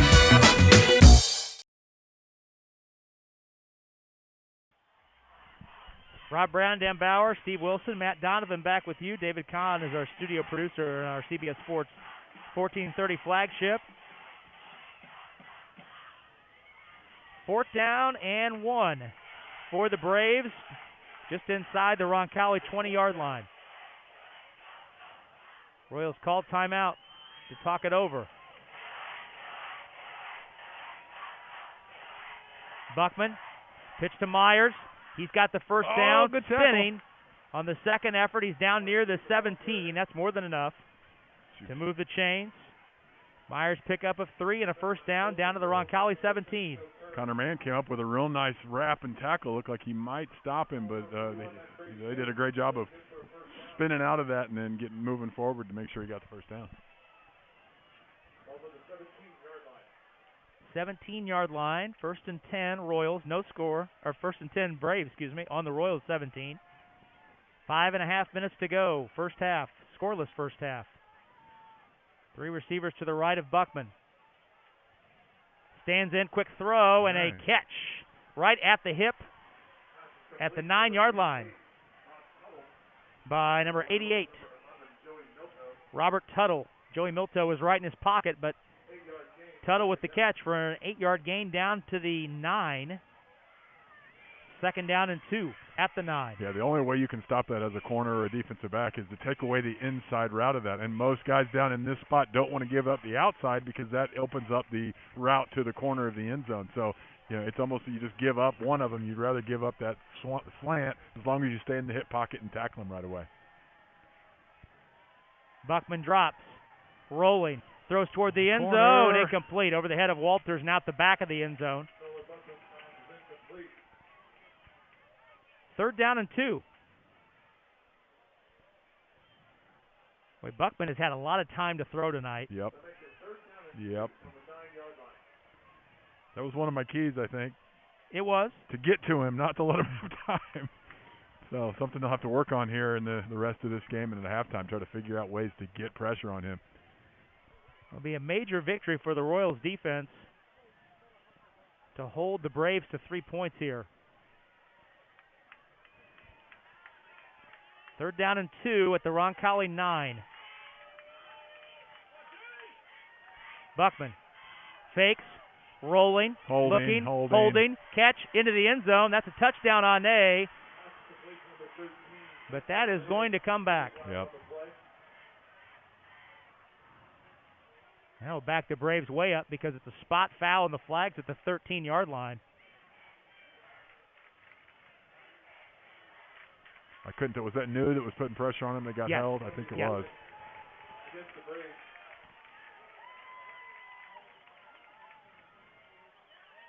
Matt Geske, the head coach for the Braves, is out on the field to get a clarification. So that takes it back to the 23. The line to gain is the 7, so it's 3rd down and 16. Now the Royals really need to buckle down here and try and hold the Braves to a field goal. Kirsteff is an outstanding kicker. Michael Hegwood comes up to play a corner here on 3rd and 16. He's matched up against Robert Tuttle, who was one that caught that last slant pattern. Walters goes in motion. Buckman throws it up and over the head of Ane at the goal line. Running in coverage was Gabe Horn. So the Royals get a stop. Now the Braves send on the field goal team. Kirsteff to try what would be a 40-yard field goal. He's 4 for 5 this year. He has hit from 50. Walters is the holder. It's a 40-yard field goal attempt for Ryan Kirsteff, the senior.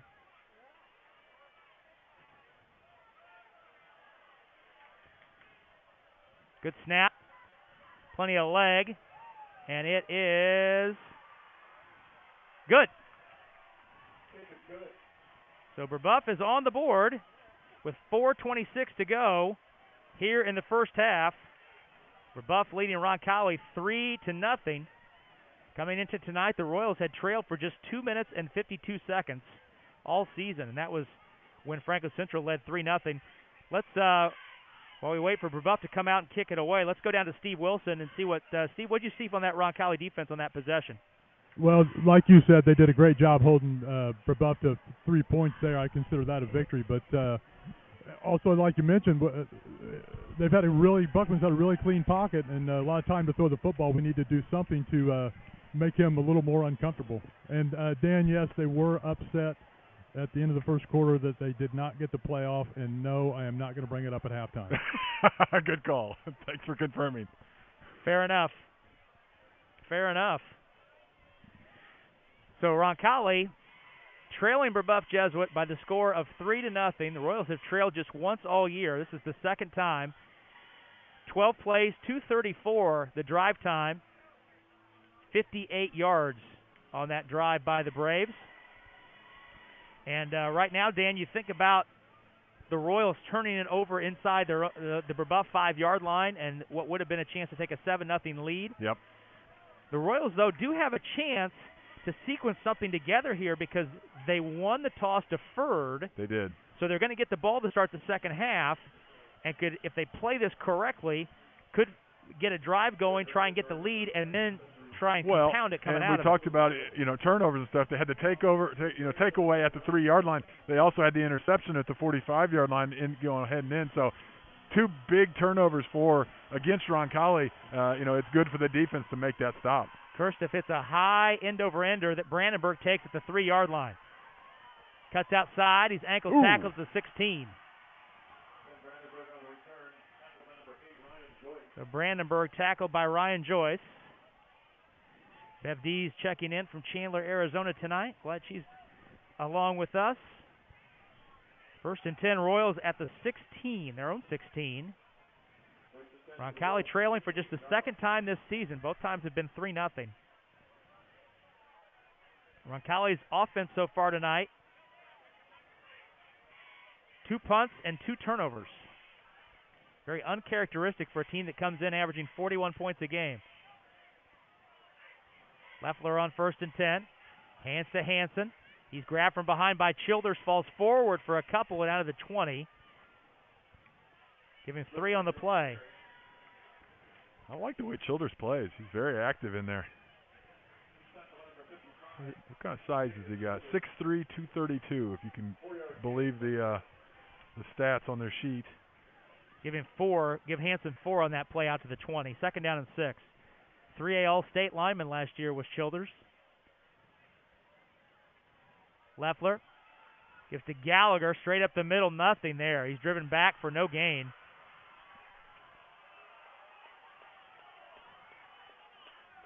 That was Logan Petrie, number 74, was the first man in there. 3rd down and 6, rather. 3rd down and 6.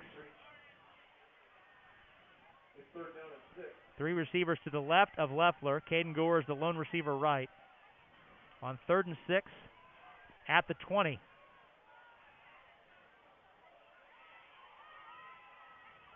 Pressure coming. Thrown. Gore caught at the 35. 1st down. Put it on his back shoulder. Did a great job. Let Gore get out there. Put the defense on the inside of him. He turns, and the ball's to his outside. It's a place where the defense can't do anything about it. Pick up a 15. That ball was already in the air when Gore turned. And it's a 1st down. Just the 6th 1st down of the night for the Royals. 1st and 10 at the 35. The Royals have 2 timeouts left. 3:05 left in the half, trailing 3-0. Leffler gives to the first back through. He's driven back at the 40. And the Braves say they have the ball. Nope. The officials say he was forward progress, blown dead. That was Hansen on the carry. Ooh. My, oh, my. Braves are ripping at the football. Pick up a 4 on the play to the 39. And Hansen's standing up, rebuckling all his chin straps. So they're trying to pull everything off right now. 2nd down and 6. Sam Seacrest, the center, pointing some things out before he gets down in his crouch. 12 seconds on the play clock. Leffler takes the snap, stands in, looks, throws, has Gore. One hand in and out of his hands at the 35-yard line. Broken up, incomplete, 3rd down and 6.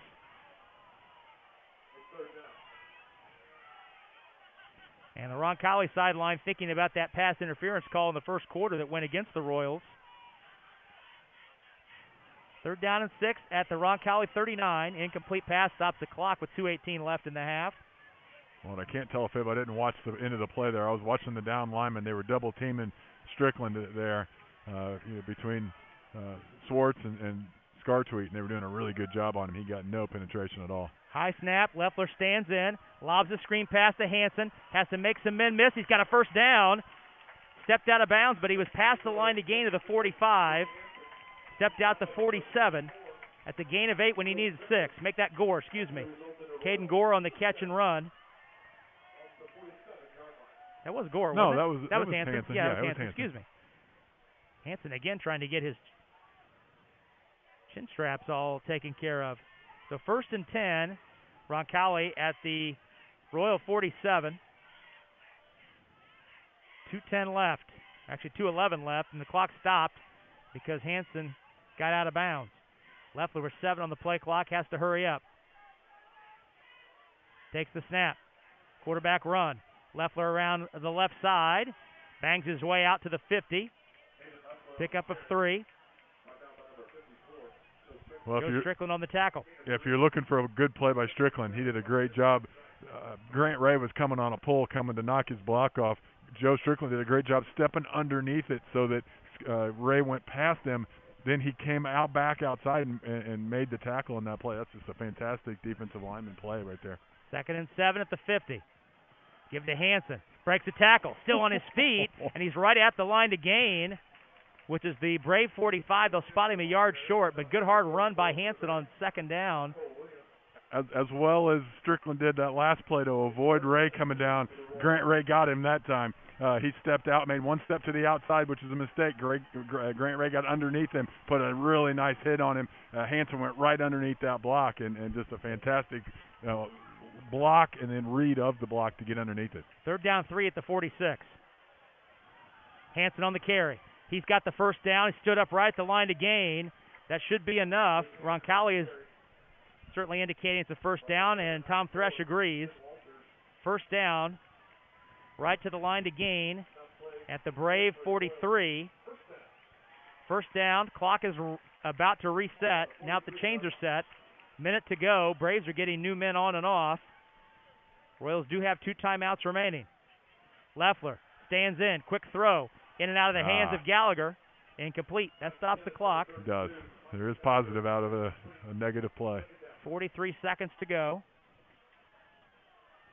2nd and 10 at the Brave 43. 50 seconds left in this one. First half. Braves leading 3-0.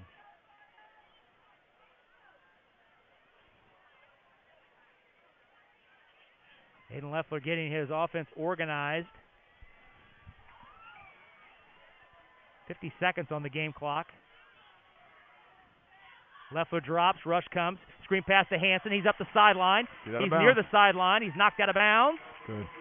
Very close to the line to gain. He needed the 33. They gave it to him. And they gave him the 33. So pickup of 10, 1st down.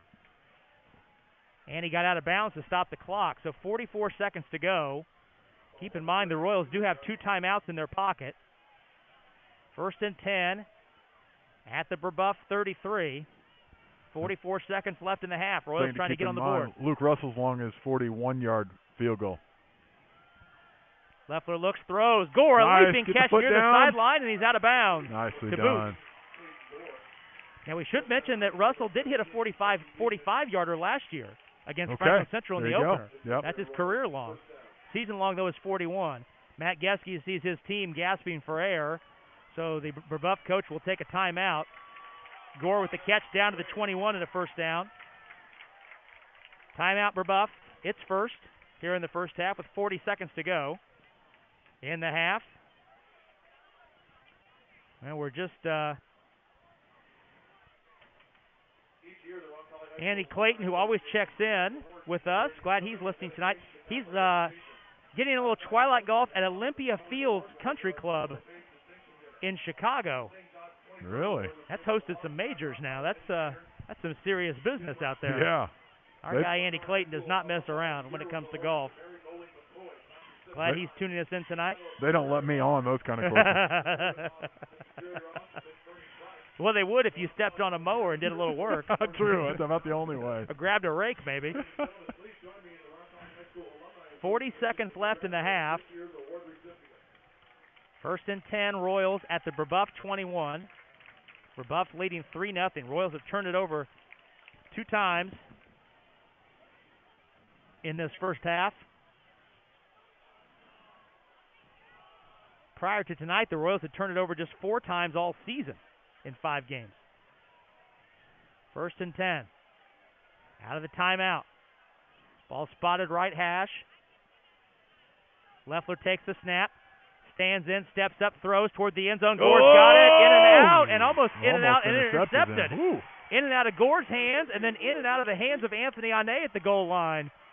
Oh, my, that was almost picked off. It was almost a touchdown, and then it was almost picked off.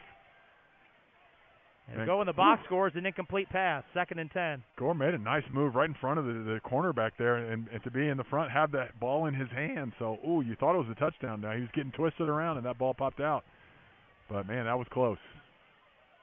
2nd down and 10 at the Brebeuf Jesuit 21. 34 seconds to go. Royals still have 2 timeouts remaining as this first half winds down.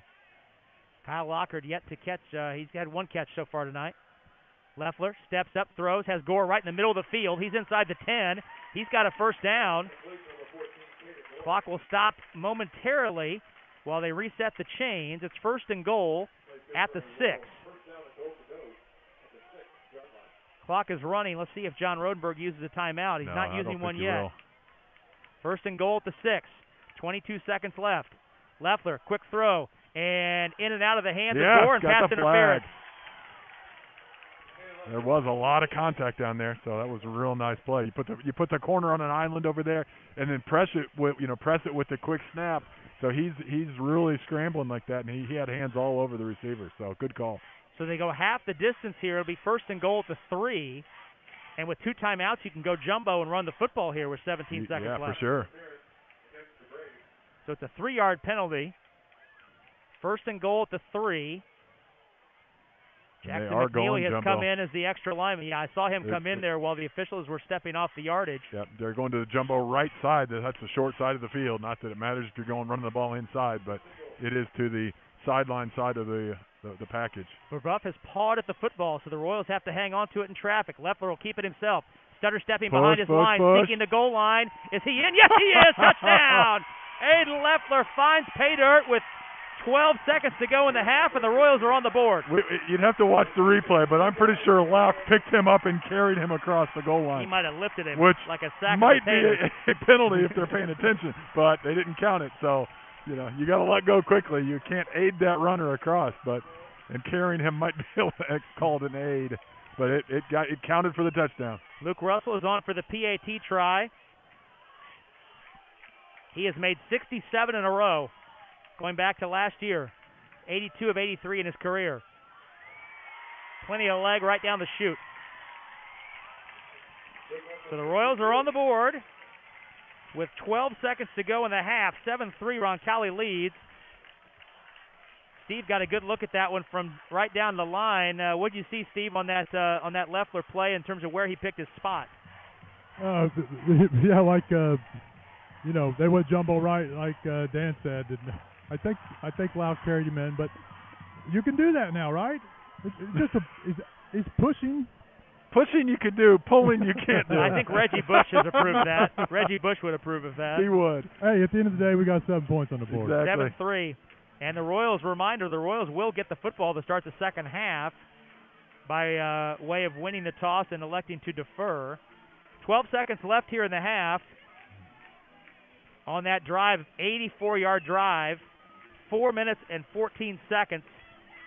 16 plays, says our statistician Matt Donovan. It's an impressive drive. And I'm going to just double check and verify. I believe from a play count standpoint, that's the longest drive of the season. It is.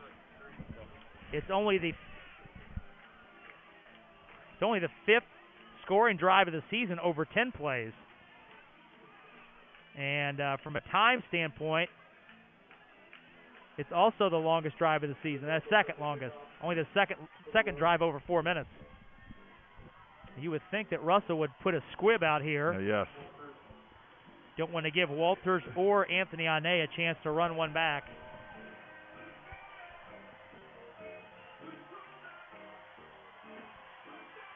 And he does indeed hit a ground ball. It takes a high hop.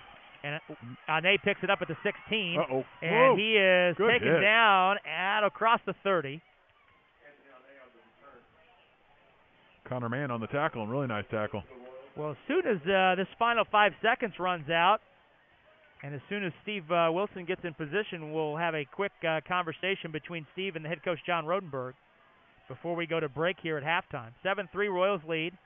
1st and 10 Braves at the 33-yard line. Just 5 seconds remaining in the half. Royals have to keep everything in front of them here. Several players very deep.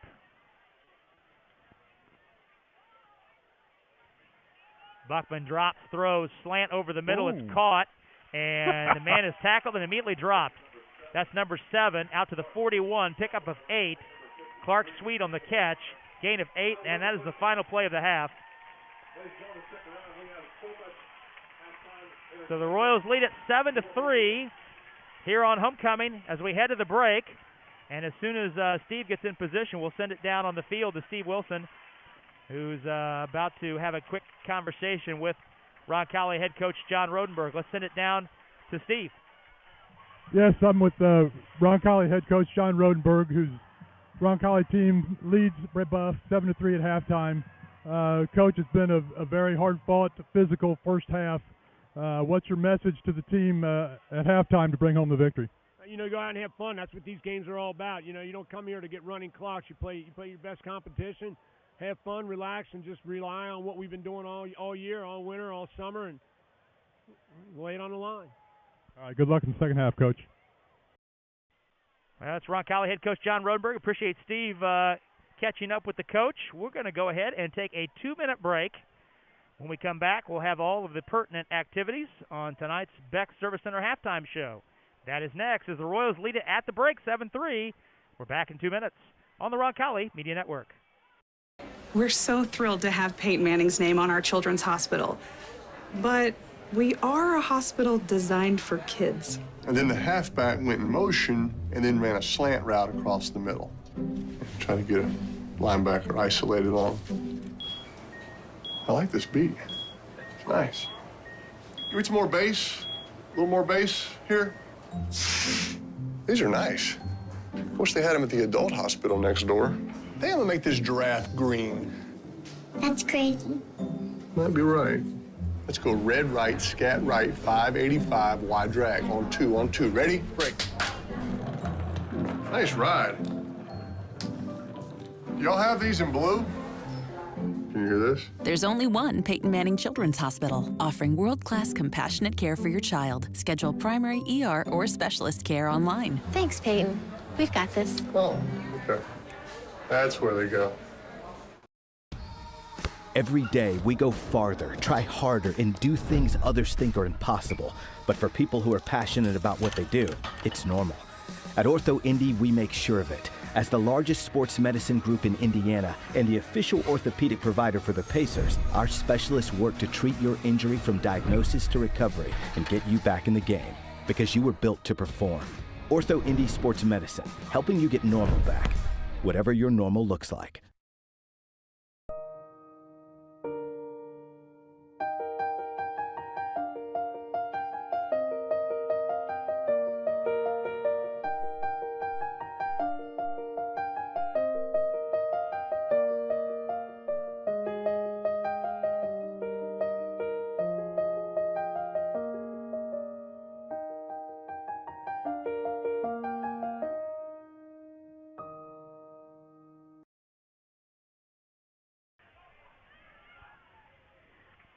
Rob Brown and Dan Bauer back with you at halftime.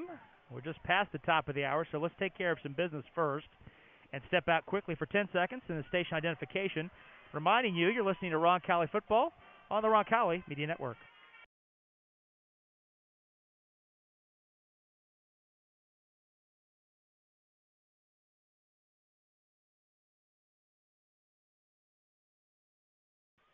Well, Roncalli and Brebeuf at the half, and the Royals lead this ball game by the score of 7-3.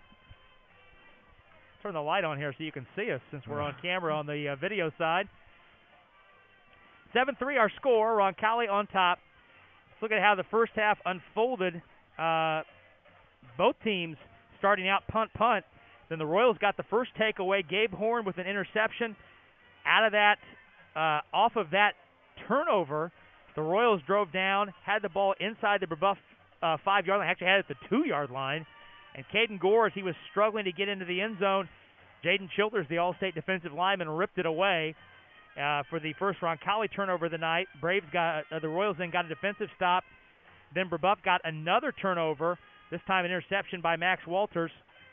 The Royals were able to limit Brebeuf to just 3 points off of that turnover, a 40-yard Ryan Kirsta field goal. That got Brebeuf on the board to start the scoring. On the subsequent Roncalli possession, what will be the Royals' final possession of the half, the Royals drove 84 yards and found the end zone. Aiden Leffler on a 3-yard touchdown run with 12 seconds to go. Luke Russell added the PAT to make it 7-3.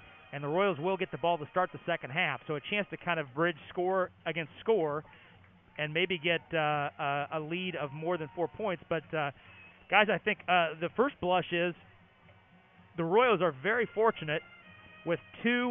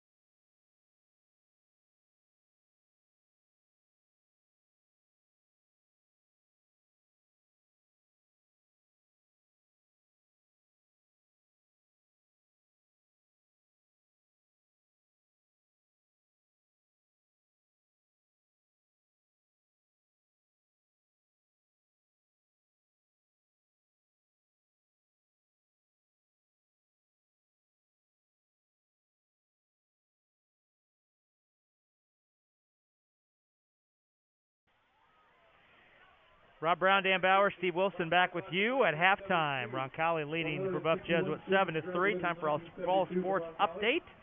Girls golf team completed its season last Saturday with a 7th place finish in the sectional. Elsie Kerr shot a team best 95. The volleyball team won 3-0 over Para Meridian at home on Monday night. Sarah Lazan 10 kills and Logan Bell 14. Volleyball team will host Heritage Christian on Monday night. Next week for senior night. Boys soccer played to a 0-0 draw on senior night on Tuesday night versus Cathedral. We actually had that game here on the network, and that was about the most entertaining 0-0 draw you can hope for. It was you talk about physical, fellas. It was there were some leg chopping going on Tuesday night in that contest. The boys soccer team back at it tomorrow at Whiteland, 11:30 start as their season winds down. They'll be in the Marion County tournament next week. Girls soccer team will also be in the Marion County tournament next week. They posted a 6-1 win on Tuesday night at Heritage Christian. Summer Fischel, the freshman, had 2 goals, single goals from Emily Searing, Erin Riley. That's Ben Riley's daughter, Kate Lehner, and Sophia Lewis. Girls soccer team will play in the Center Grove Classic this weekend. Boys tennis team lost at Brebeuf Jesuit on Monday night in the opening round of the Marion County tournament. They'll be at Chittard on Tuesday, and then the sectional starts on Wednesday at Fraggle Central. The draw is Monday night. Boys cross country team finished a strong 2nd place in last weekend's Ray Gherkin Invite at Jennings County. Jack Davis 13th, John Luke Uzen 14th, and David Warner 17th. Girls team won the invitational race at the Riverview Health Invite up in Carmel.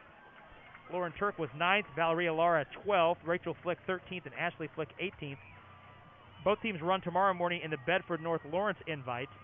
That is a 6:10 bus to Bedford tomorrow morning. Good luck with that. Good luck with that. Yep, that will be... Don't call me and tell me about it. That'll be loads of fun.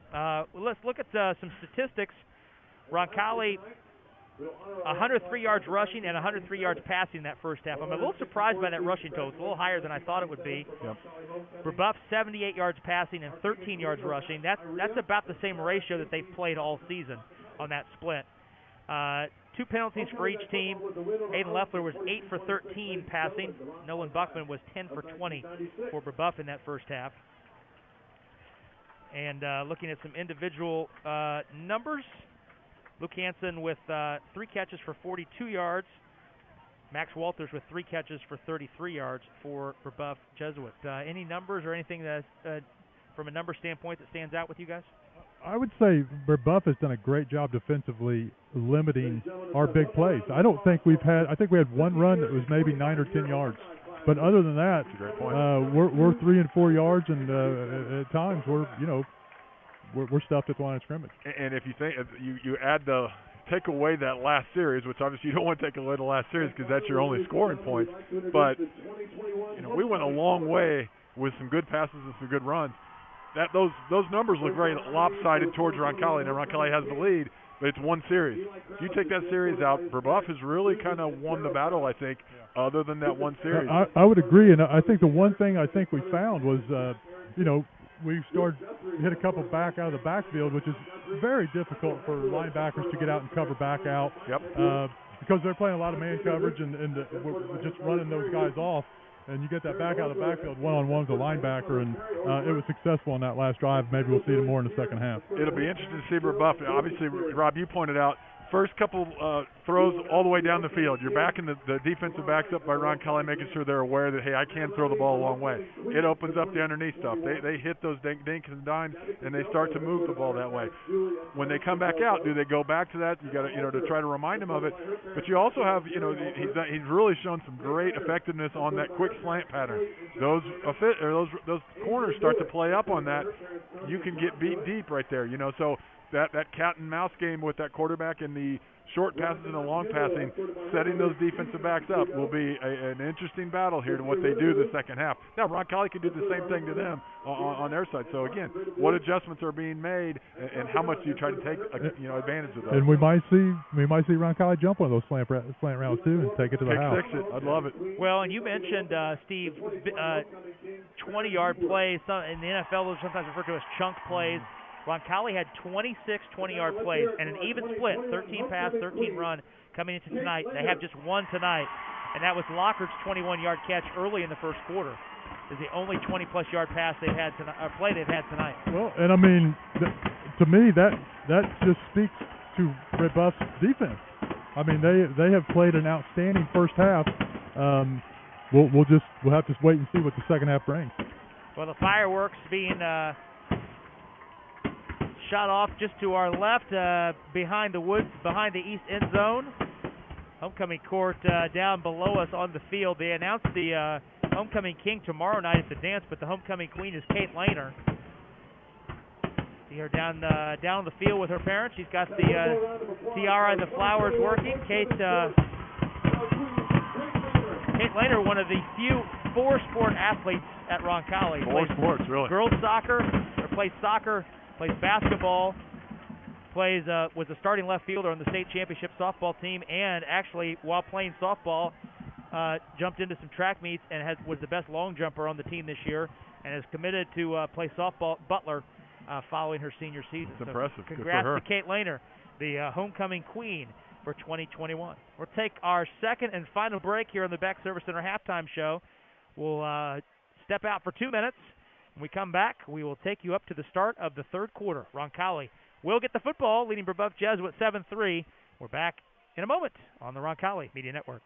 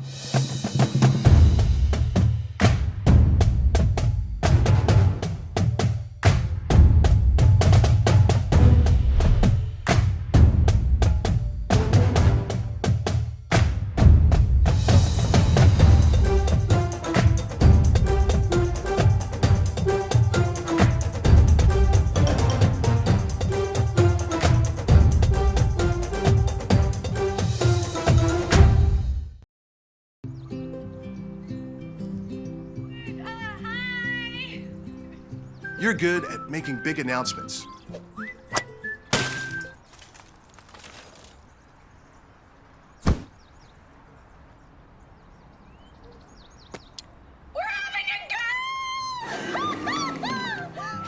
We're good at your insurance. Start with Indiana Farm Bureau Insurance, online, over the phone, or in person, and stop knocking on wood.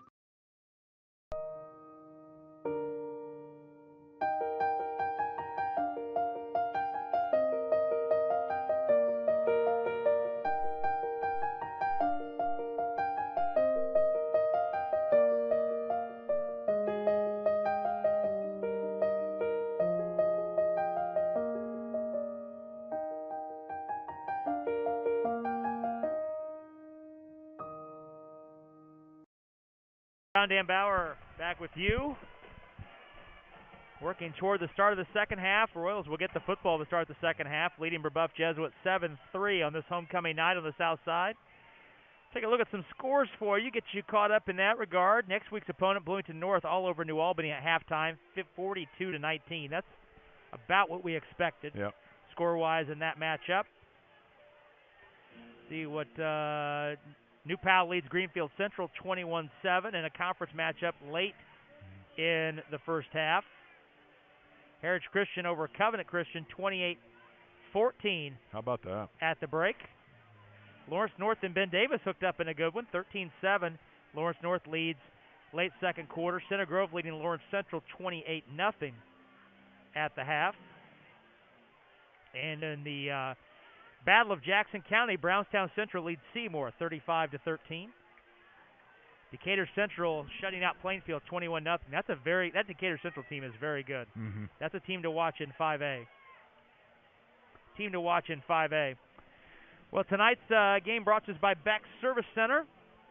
Schedule your auto repair appointment today. It's time you put your vehicle on a maintenance service plan. Beck Service Center wants to keep Indianapolis drivers on the highway and on schedule for every appointment. Give them a call today at 317-793-3677. Tonight's game also brought to us by Marian University, where their vision is to provide an education distinguished in its ability to prepare transformative leaders for service to the world. Their mission is to be a great Catholic university. Visit them today at marian.edu. Dan, what do you look for on this first drive for the Royals? Well, I'd like to, see them kind of push the envelope a little bit.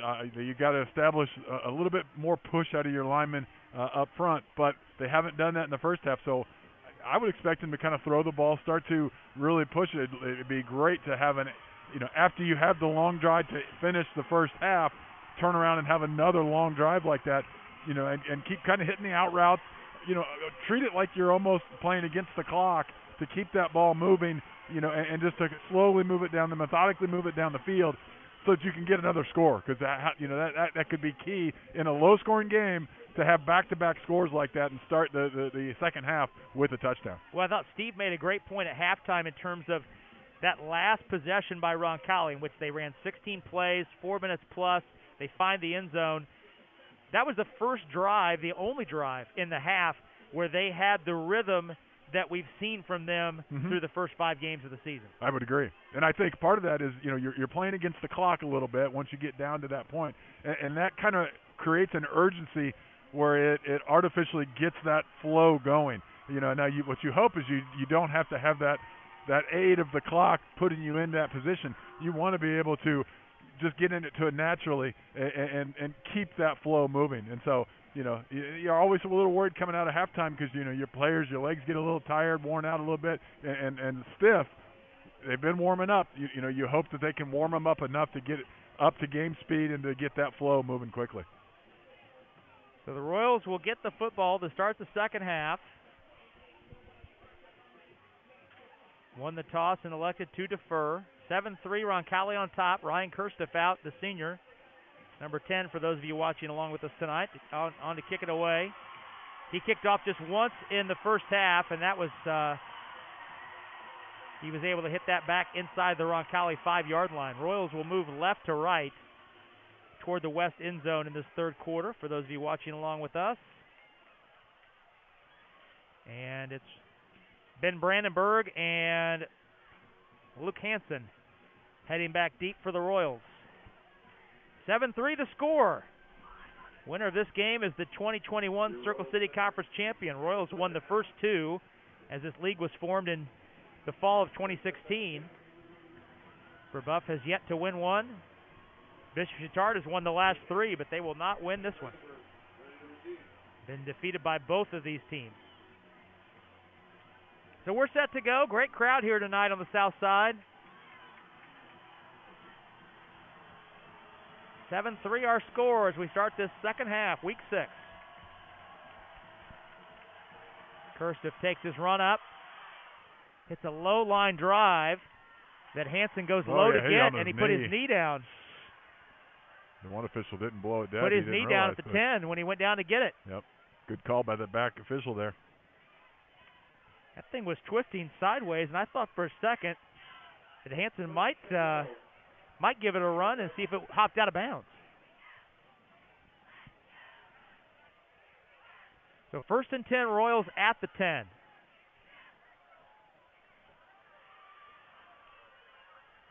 Zach Arman and Kyle Locker, the receivers left. Caden Gore, the lone receiver, short side right. 7-3 the score. Roncalli leads as we just get this second half underway. Leffler looks over the defense, takes the snap, gives to Hansen, spins out of the first tackle, and he falls forward across the 15 to the 16. Pickup of 6 on the first down run, 2nd down and 4. Finn Walters on the stop. 2nd down and 4. Now, Brebeuf did flop their tackles. They put Childers to the left and Strickland to the right, which matches Strickland over Lauk and Childers over Scartweed. Leffler stands in. The pass is broken up, deflected. Finn Walters got a hand on it. It was intended for Caden Gore downfield. So 3rd down and 4. Caden Gore limping a little bit as he comes off. Ben Walters plays that inside linebacker spot. He came. They did a little twist action where they brought Childers underneath to the right side. When he jumped into the gap, he came around the opposite side, came untouched and unblocked, and put the pressure on the quarterback. Roncalli has the 6-man offensive line in the game on 3rd and 4 at the 16. Jackson McNeely is the extra lineman. Pass is flat, it's picked off. Oh, no, it was dropped. Oh, my, I thought he picked it off. He should have. Boy, look, it hit Devin McElwain right in the stomach. And he could have walked in backwards from the 15-yard line. Wow. As it is, it's incomplete. My, oh, my. Oh, boy. My, oh, my. So Levi Whistler on to punt it away, standing in his own goal line. Anthony Ane is back just on the other side of the 50. Low snap, and he got it away. Great job by Whistler. He got hit. It could be there's a penalty flag down there. And the flag is down. Ball rolls to a stop at the 33-yard line. Let's see. Referee Tom Thresh is blowing the whistle and calling everybody back. Let's see here. Yeah, it should be a roughing the kicker. And personal foul on the Braves. That's a Roncalli first down. So take the punt away and give the Royals a first down via the penalty.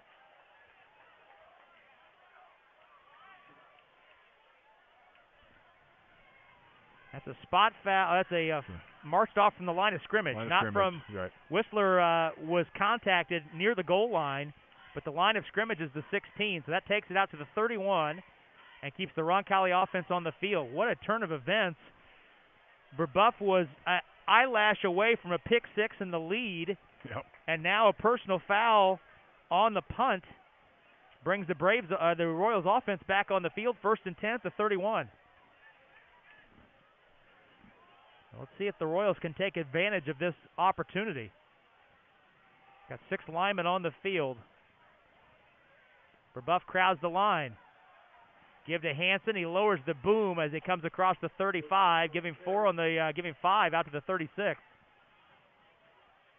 Hansen just straight ahead into the traffic for a burst of 5. Logan Petrie on the stop. 2nd down and 5. Looks like Roncalli is just going to put the battering ram to the Braves here for a little bit. Yep. With the 6-man offensive line and really 7 offensive linemen if you count the H-back Gallagher. Well, Brebeuf has moved to a 4-3 look right now, so they got the 4-down guy that brought Logan Petrie. He's their second nose guard in there. Give again to Hansen. Wrapped around the ankles, but he's able to spin his way out to the 39. Setting up 3rd down and 2. Jaden Childers on the stop. 3rd down and 2 at the Roncalli 39. 2 minutes into the second half. Royals lead 7-3. Leffler takes the snap. He's got it himself. He's behind a blocker. He spins. He's upended, but he's out to the 45. That's more than enough to move the chains.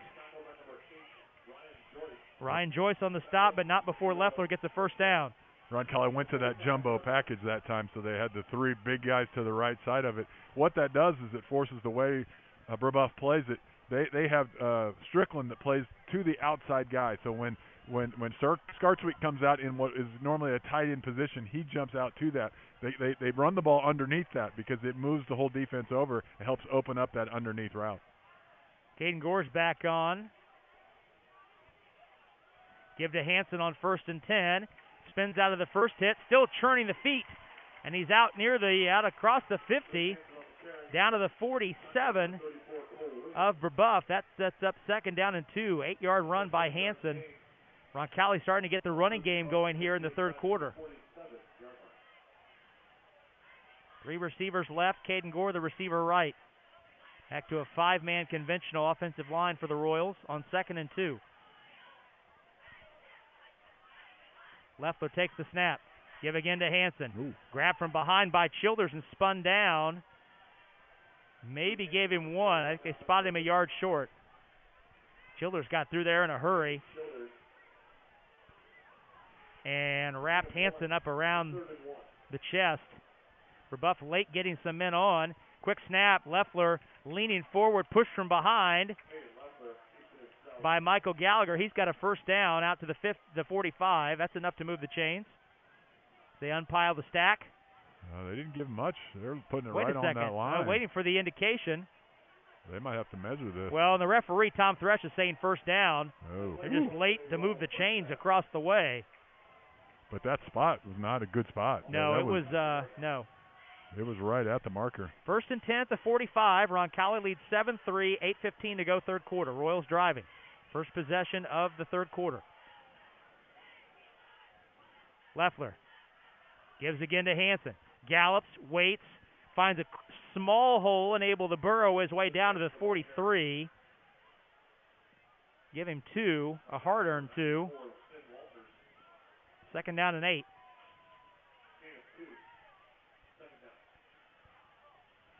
Second down and 8 at the Brebeuf 43.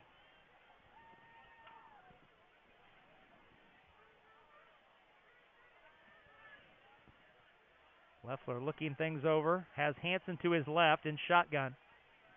Gallagher the H-back right. Leffler fakes the give to Hansen, keeps it himself, and lunges down to the 41. Pickup of 2 more. Third down and 6 from the 41. Third down and 6 from the Brebeuf Jesuit 41. I think Grant Ray and Trevor Lauk have made it a point to one of them hit Strickland on every play. Just to get under his skin lined a up little on the bit. left side. He's over on the opposite. Scartweed. Yeah, he's the opposite side of him, and they still are going after and hitting him. Third down and 6. Big play here. Leffler gives to Hansen, and he's not going to make it.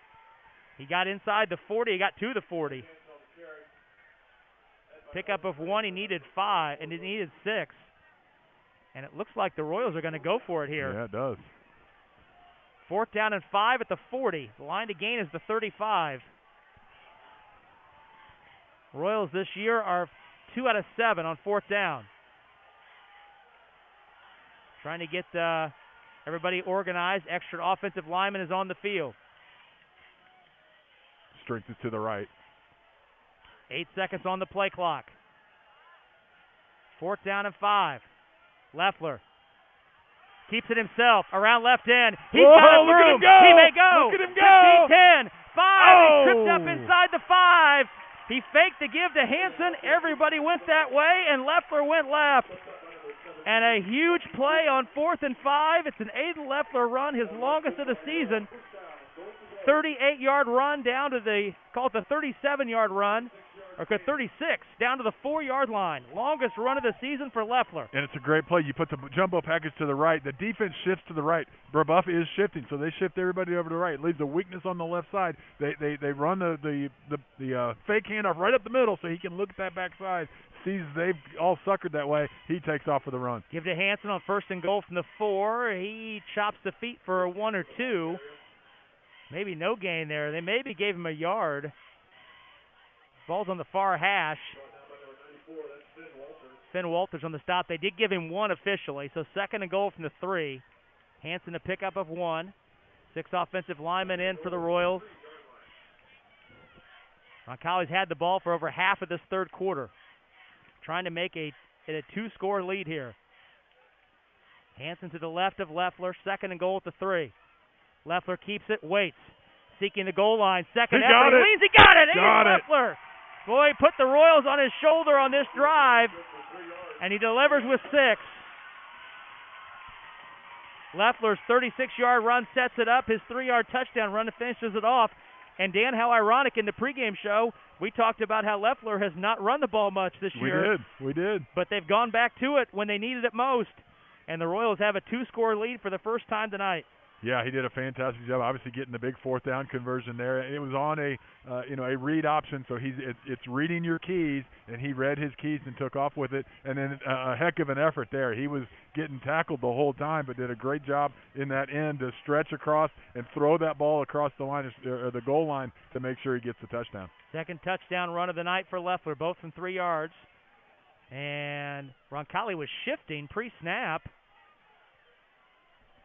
Officials have thrown a flag. Let's see here. Well, the only way that's a penalty is if one of the down linemen puts their hand in the turf and gets in a set position, and then they shift. But if they weren't in a set position, they can shift, so they would probably pick that flag up. They do indeed pick the flag up. 16-play drive. Because of the personal foul on the punt, it goes as one continuous drive in the scorebook. So 16-play drive. So Roncalli's scoring drives tonight have been from 14 plays and 16 plays. That was a 90-yard drive to open the third quarter, and it ate up 7 minutes. Luke Russell's on for the PAT. Roncalli moved a little bit. High snap. Royals did move, and they got away with it. And Russell splits the uprights. And you mentioned that play. If for the radio listeners at home, it was not a run over the kicker type of play. The guy kind of dove, tried to block it, ended up in the area underneath the kicker, and he came down and did a great job of falling because there was contact, and that makes it happen. We've got to get to a break, so let's go ahead and do that quickly and come right back. Royals lead 14-3 on the Roncalli Media Network. I don't think of this as a high school weight room. It's more like a high school classroom. I'm learning how to manage my time here. I'm learning that it's important to have goals and that it takes persistence and commitment to reach them. And I'm learning that the best way to lead is by example. Indiana High School Sports. They're more than just a game. Come and see me play. Now the Royals' longest drive of the season, from a time standpoint, 7 minutes, results in an Aiden Leffler 3-yard touchdown run. Dan, on that PAT, we saw Roncalli junior lineman Luke Scartweet be helped off. Yeah, that's concerning. He was kind of walking on his own when he went underneath the tent there, so, but he was visibly limping at the same time. So, obviously we hope the trainers can do wonders on him down there and he can walk out of the tent and get back into play. Luke Hansen, 8 carries and 27 yards on that possession. Aiden Leffler has 55 yards total. Rushing. Russell on to kick it away. High end over ender that Walters takes at the 12-yard line. A reverse to Ane. No, they faked the reverse. The same play we saw in the Marshall App State game last night. I saw that. And Walters is escorted out of bounds at the 25. Our man Bob Susmichael was at that game last night. He was. Yeah, that's cool. Our guy Jamie D is listening tonight. I had to look up where App State was, though. I did not know. Boone, North Carolina. Yep. Former Roncalli point guard Bradley Fay is on the basketball staff there at App State. 1st and 10, Brebeuf at its own 25, trailing 14-3. Give up the middle, that's Sweet. Pounding his way up the left hash, picked up about 5. We saw Jack Myers. Sweet and Myers have split the yardage, 200 and 201 respectively coming in. Yep. Myers, we recall, was helped off in the first quarter, and we've not seen him since. That's a good point. He did start the game, however, did Myers. Give Sweet 4 on the first down carry, 2nd down and 6. And although they shared the yardage almost, they Sweet had about 11 more carries. Buckman drops the throw, looking deep. Ane in double coverage, and he caught that between 2 defenders. What a play! Oh, my. Oh, wow. Anthony Ane was smothered in coverage, and he made an over-the-shoulder catch at the 30. That's a 41-yard pass from Buckman to Ane. What a catch. And watching along with us on the replay, I'm not sure Milto and Ball could have covered him any better. No. Dropped that right on a dime, and he caught it in traffic. 1st and 10 Braves at the 30. Buckman drops, and the screen pass, he has to drill it into the ground. Man he was looking for was not open. Well, Roncalli, the kid staying down there. And Luke Swartz is down. That looks like a cramp. Yeah. Trying to stretch Luke's leg out, and he'll need some attention. Megan Pakala out from the Roncalli athletic staff to give Luke some attention. Let's go ahead Luke's able to get up on his feet quickly here. So, no, he's well, not. He tried, but they'll put him back down. So while Luke Swartz gets some attention, let's go ahead and step out for 30 seconds and come right back. Roncalli leads Brebeuf Jesuit. 3:53 to go, third quarter. 14-3 the score. We're back in 30 seconds on the Roncalli Media Network.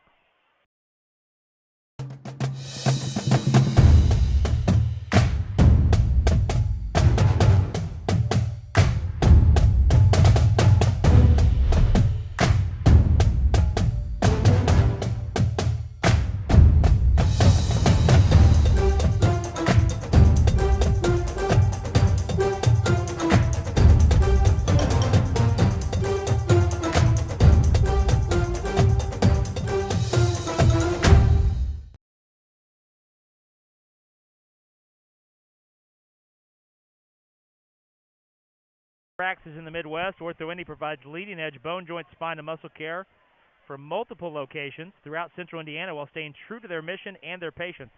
Call them at 317-802-2000. Tonight's game also brought to us by Roncalli as a Catholic high school. Roncalli's pledge is to provide, in concert with parents, parish, and community, an educational opportunity which seeks to form Christian leaders in body, mind, and spirit. Their end is to make God's love complete among us. Roncalli High School. Well, I'd like to point out a little sportsmanship. Obviously, we've got two Catholic schools playing each other here from the same conference. While Luke was down, he's on the far sideline, and they're obviously working with him on his cramp. The Brebeuf team got in the huddle kind of about 5 yards away from him or so.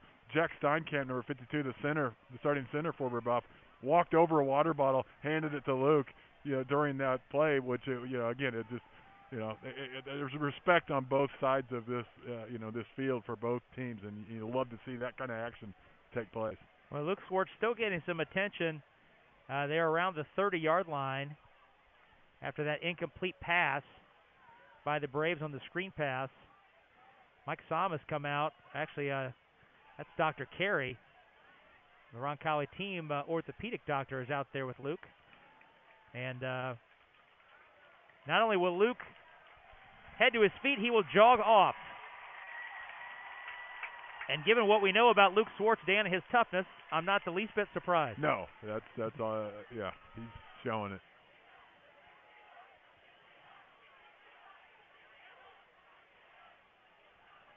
So Luke Swartz able to get on his feet and get off the field himself.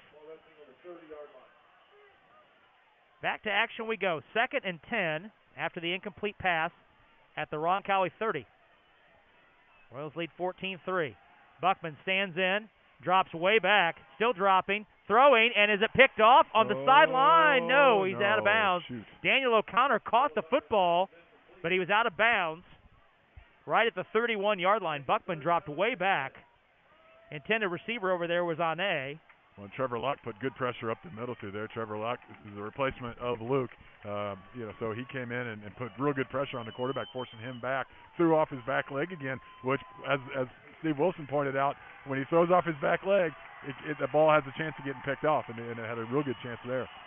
Royals looking to get pressure here on 3rd and 10 at the 30. Crowd getting into it.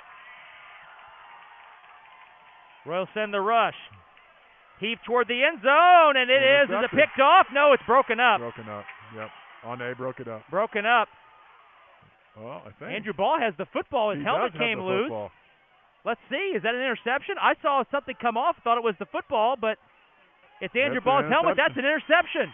Andrew Ball with the pick inside the 1-yard line. Well, and his helmet came off. I thought when I saw it hit the ground, I thought it was the football because Ane put a hand in to try and strip it free, but he caught that. Well, and Ane stood up and gave kind of the incomplete sign, like he thought it was down.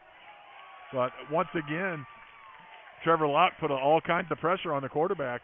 So, again, you put pressure on that quarterback and good things happen. 2nd pick of the night for the Royals. 2nd interception this year for the junior Andrew Ball. 5th of his career. And here's the question, though, is where's the football? The ball is at the 1-yard line. Yeah, I didn't know if his momentum took him into the end zone for a touchback. They're going to say it's at the 1-yard line. So the Royals take over 1st and 10 at their own 1-yard line. 3:38 to go here in the third, leading 14-3, but this is a dangerous spot here from a field position standpoint. Leffler's under center for a rare time tonight. He tries to barge his way forward. And they're picking at that rolls ball. Forward, trying to get it. yep. He rolled forward on top of his center, Sam Seacrest, and Seacrest grabbed him and threw him forward another yard. Gain of 2 on the play.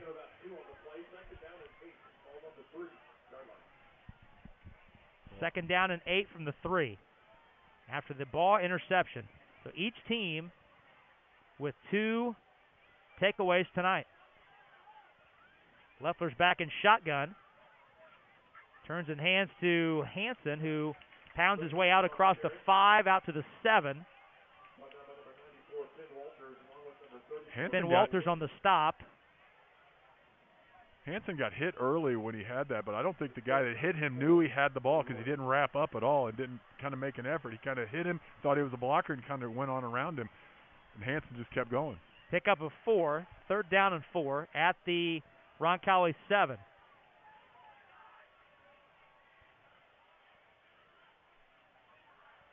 Give again to Hansen. He protects the football. He spins out of the first contact, still chopping the legs, and he looks like he's got the line to gain. He does. Great effort. Out to the 13 and a first down. And while they reset the chains, I want to send it down to Steve to see if he got a good look at that ball interception. You know what? I seen the same thing you guys did. I thought the ball came out, but apparently it was his helmet. I kind of stopped watching the play. I thought the ball was on the ground, but apparently it wasn't. Brebeuf didn't contest the call. So Andrew Ball, his interception sets up this drive, giving the Royals a chance to run more clock with a 2-score lead. High snap, hand to Hansen, and he's able to pick his way up the left hash for about 4. Giving 5 out to the 18. And we've not seen, Dan, Roncalli really this year, we've not seen the Royals in ball control mode, but they're just trying to run the ball and eat as much clock as possible. Yep. We're inside 100 seconds here in the third quarter. Leffler again gives to Hansen. He makes a move. Now he's loose. Across the 35-40. Cuts inside, stays in bounds, tossed down at the 50-yard line. Whoa, Luke Hansen with a 32-yard run. Rob Tuttle threw him down, but not before Hansen took it out 32 yards out to the 50, and another Roncalli first down. So the Royals began this drive at the 1 after the Andrew Baugh interception, and now with the legs of Luke Hansen, and he's over 100 yards for the second straight week. Wow. He had not had a 100-yard game in his career before last week. Had 144 last week, and he's over 100 this week. And a bulk of those have come here in the third quarter. Roncalli needs to hustle. It's 5 seconds on the play clock. He's at they're 110. just getting to the line of scrimmage. Leffler got the snap away with 1 second to go. This time it's Gore on the carry. Straight ahead for about 3. Looks like a face mask. It did not get called. Gore with the carry of 3, straight ahead, giving Luke Hansen a little bit of a break. Royals slowing some things down here with a 14-3 lead. Scartweed is back out on the field, That's by good the way. to see. Yes.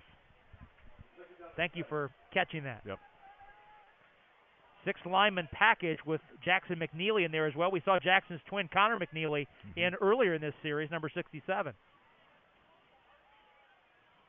Gallagher goes in motion left to right, inside 50 seconds to go, third quarter, 2nd and 7. Leffler fakes the give to Gore, tries left end himself, and he vaults his way inside the 45. Down to, let's see, the 44. Pickup of 3. Third down and 4. 20 seconds left in the quarter. See if the Royals run another play here, and they have no intention to run another play. So we will head to the fourth quarter with Roncalli in possession of the ball and an 11-point lead. 14-3 is our score. We head to the fourth, 12 minutes to go. Circle City Conference champion will be decided at the end of this final quarter, which is straight ahead after this 30-second pause. You're listening to Roncalli Football on the Roncalli Media Network.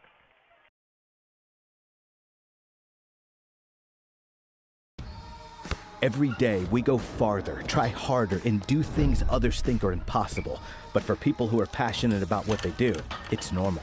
At Ortho Indy, we make sure of it. As the largest sports medicine group in Indiana and the official orthopedic provider for the Pacers, our specialists work to treat your injury from diagnosis to recovery and get you back in the game, because you were built to perform. Ortho Indy Sports Medicine, helping you get normal back, whatever your normal looks like.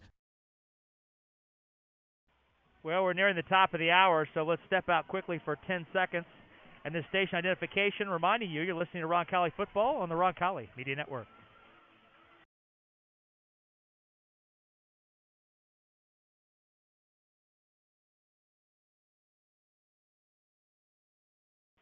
Luke Hansen, a career-high 22 carries tonight. He had 12 last week.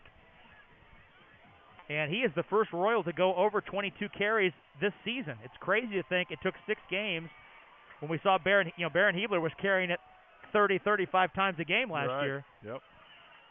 Just illustrates the spread the wealth philosophy that this year's team has used. Yep. If you have a stable, use them all. 3rd down and 4 for the Royals as we start this final quarter. Roncalli leads 14-3. Ball spotted at the Brebeuf Jesuit 44-yard line. Leffler takes the snap. He'll run it himself, looking for a spot around right in, chopping the legs, trying to get the 40, and I think they stopped him short. They did indeed on the spot. Cole Williams, number 34, was in there. Leffler needed 4. He picked up 3 down to the 41, so it's 4th down and 1. Last 4th down play, the only 4th down play the Royals have run tonight, was an Aiden Leffler 36-yard run that set up 1st and goal and the 2nd touchdown.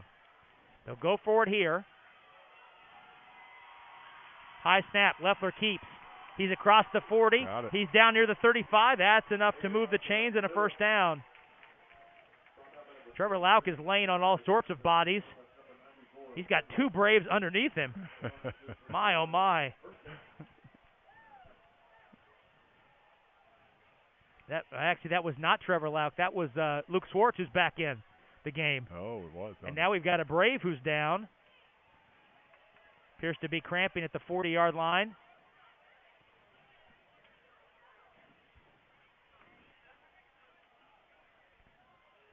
So let's, during this delay, we're ahead of schedule on break, so we'll stay here, pick up a uniform number on the Brave being tended to at the 40-yard line.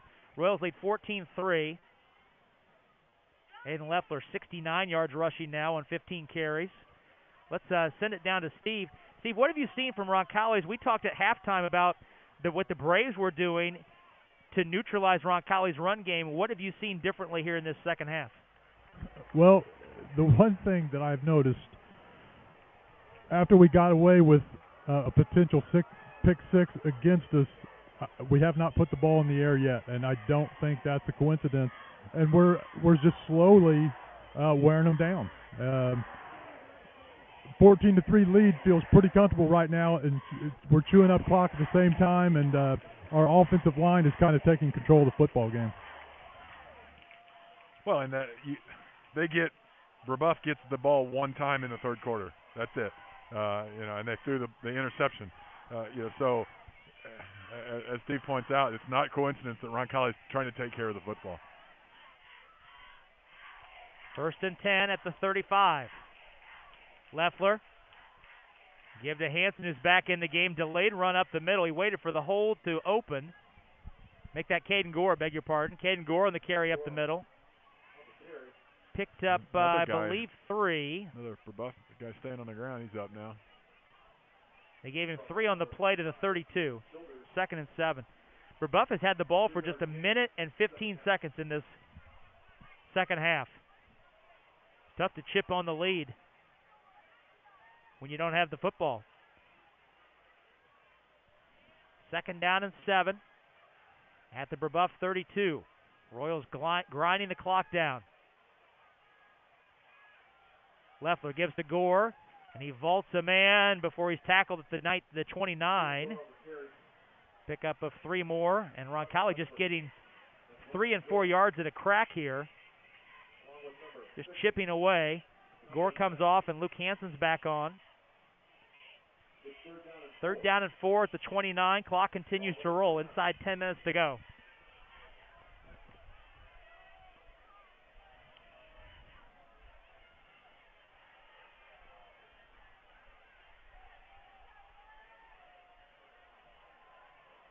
Leffler looking things over pre-snap. 5 seconds on the play clock. Takes the snap himself. He's in the secondary. He's got a first down. He's behind a blocker. He's still in working. He's inside the 15. Aiden Leffler again. Well, he's not been called on much to run, and that's by design. We see Caden Gore getting treated for a cramp down there below us as well. Well, and that play, but there was no read option on that. That was a pure design. Quarterback followed the running back. The running back was Luke Hansen. Luke Hansen came through, picked the linebacker up. Really nice pickup. It's an ISO on their linebacker, and Leffler did a great job following him and then cutting off that block to have just a really nice pickup. You don't think of Luke Hansen as the fullback normally, but no, he did the job there. 1st and 10 here. Turn and give to Hansen. He waits for the hole. It closes quickly, but he's able to gallop ahead for a couple.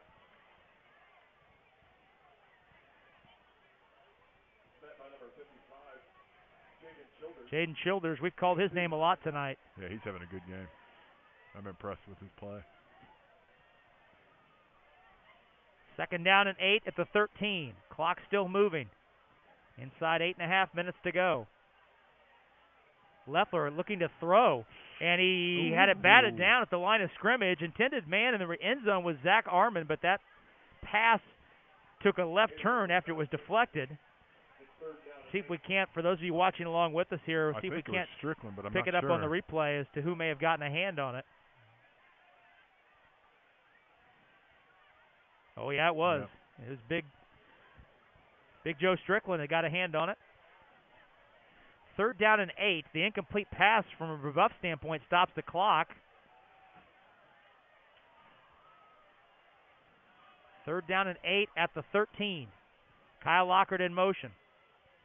High snap to Leffler. Running behind the block of Hansen. Still working the feet. He's down to the 6-yard line. Ooh, and there was a late hit. Yep. Logan Petrie dove on top of Leffler after he was already down and took a little bit of a shot. Logan Petrie was the player that was hurt over there.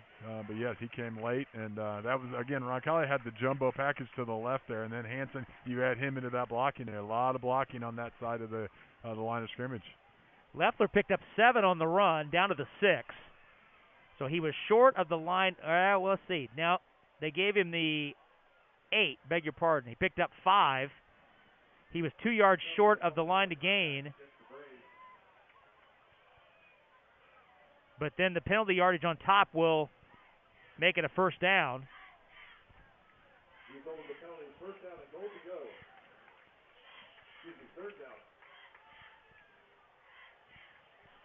First and goal at the 3.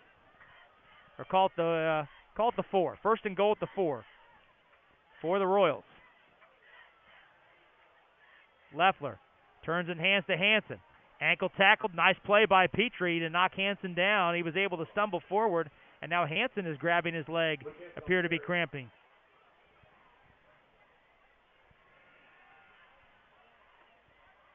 And we've got an official's timeout. Yeah, had to stop the clock as Roncalli training staff came onto the field, so Hansen has to come off for a play. No gain for Hansen on that carry. 2nd and goal from the 4. Royals leading 14-3.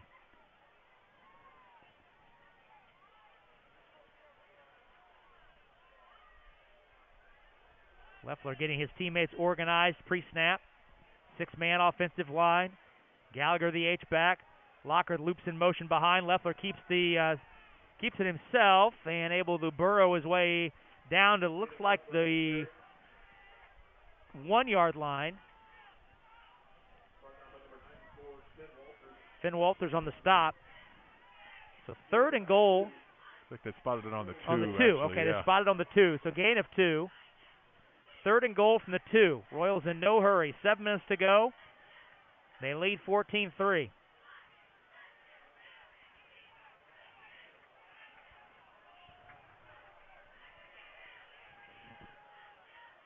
Leffler getting everyone settled. Takes the snap. Hands to Gore. Ooh. He vaulted and jumped way too early. Jumped from the 3-yard line. See where they put him down. He wasn't going to make it. Well, Jeremiah Jackson came through there and really cut him down early. Jaden Childers got him late. 4th and goal from the 2. And go for it here. The field goal doesn't really change the math at all. No. 4th and goal from the 2. Leffler keeps. Puts his head down, and he didn't make it. Get it. Nope. He did not make it. He's a foot short, so give him 1 on the play, but he did not make it. Drove it 98 yards. They started on the 1, and they're going to give it to him on the 1. So. And they ate up a ton of time.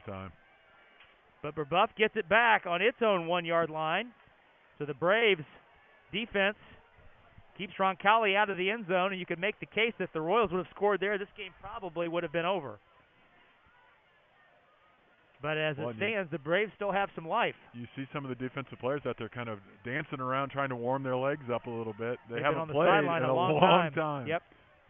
They haven't played much this whole half. So 14-3 the score, 6:10 to go. Buckman quick throw and a catch by Ane. And the ball's out. Daniel O'Connor poked it loose. And he got it. And grabbed it. Yeah. Daniel O'Connor jabbed it loose and he grabbed it. So the Royals get another takeaway. Let's watch the replay here for those of you watching along with us tonight. Anthony Ane caught the football and took it out to the 16-yard line. And Daniel O'Connor, so it was a 15-yard catch by Ane and then a fumble that Daniel O'Connor recovers. And the senior making a huge play to give the Royals the football right back. 4th takeaway tonight. Third takeaway tonight by the Roncalli defense. And this one comes at probably its most timely. 1st and 10 at the Brebeuf 18. 14-3 the lead for the Royals. And Roncalli did not get the playoff. Nope. It's a 5-yard delay.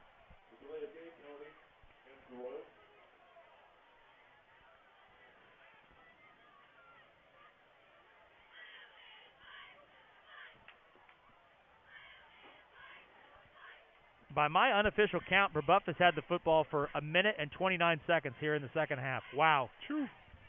That is ball control right there. Yes.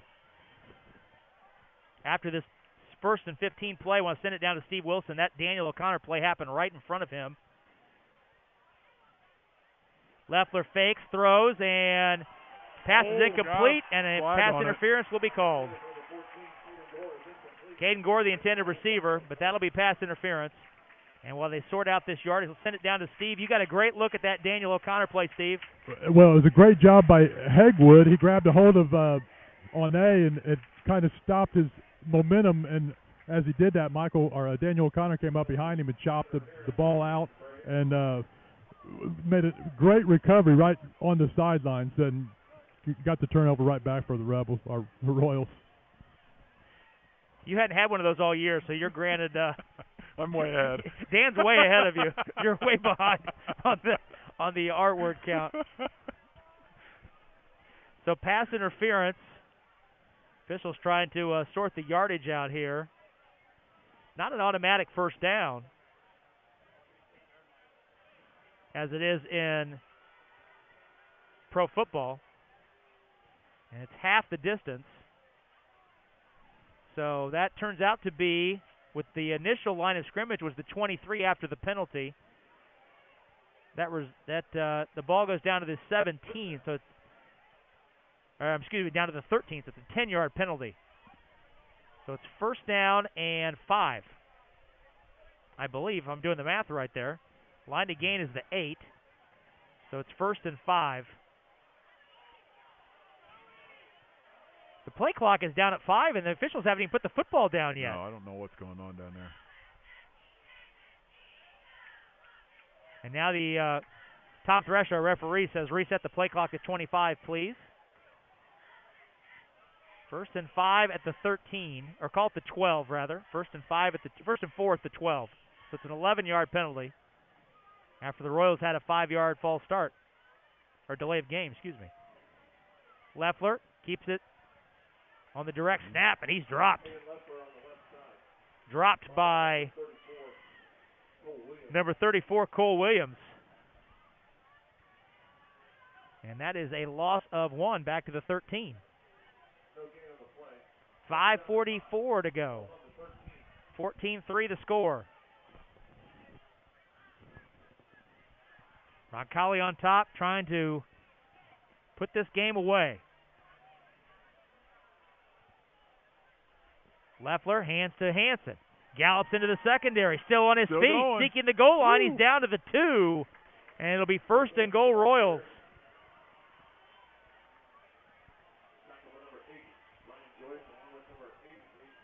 A good lead block by Michael Gallagher here. He motioned to the left and came back to the right and really kicked that linebacker out, which gave him Hansen an initial area to get loose in.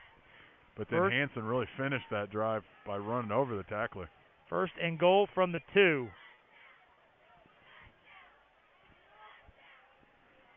First and goal from the 2. 5 minutes to go. Royals lead 14-3. High snap. Give to Hansen.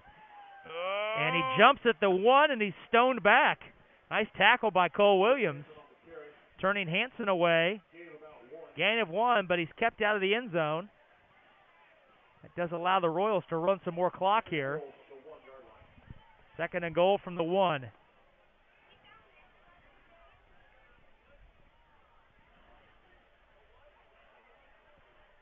Second and goal from the 1. 4.5 minutes left. Roncalli leads 14-3, trying to add to the lead. Leffler with 2 rushing touchdowns on the night, keeps it himself, seeking the goal line for number 3. He goes in standing up. Aiden Leffler, his 3rd rushing touchdown of the night, and it's 20-3. Roncalli with 4:16 to go. This touchdown set up by the turnover forced by the senior Daniel O'Connor. And Luke Russell is on for his 3rd PAT try tonight. Counting the 2 makes tonight, he has converted 69 in a row. This would be number 70. Kicking toward the west goal. Or the east goal, excuse me. Good snap. Gore gets it down. Russell, plenty of leg right down the chute. So Roncalli extends its lead to 21-3 with 4:16 to go. We've got breaks to get to, so we'll go ahead and take one now. Stepping out for 30 seconds. 4:16 left. Roncalli leads Brebeuf at the stadium, 21-3. We're back in 30 seconds on the Roncalli Media Network.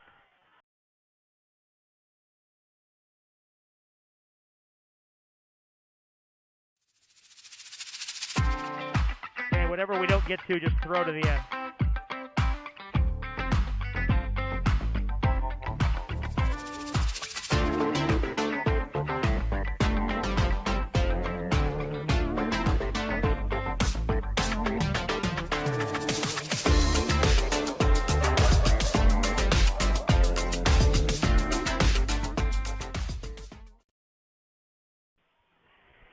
.4:16 to go. Roncalli has outscored Brebeuf Jesuit 14-0 here in the second half.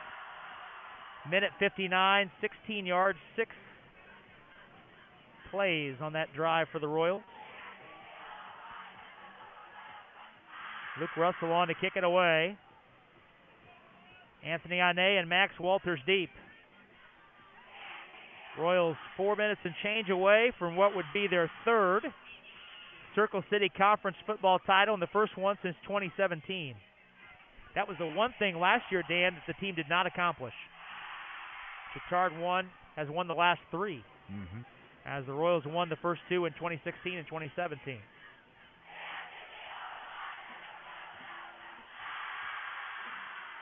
Russell.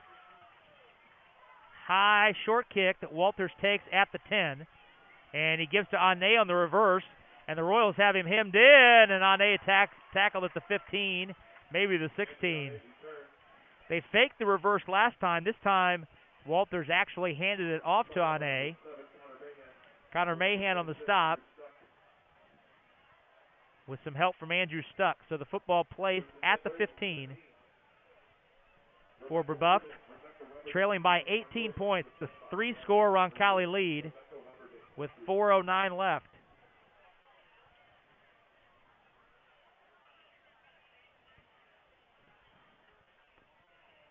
Buckman, you presume, will go to the air, and they run the reverse, and it's a reverse pass, at least they thought, and Walters pulled it back. He'll run it himself. Flag flies in, the ball's out, and Joe Kurds got it.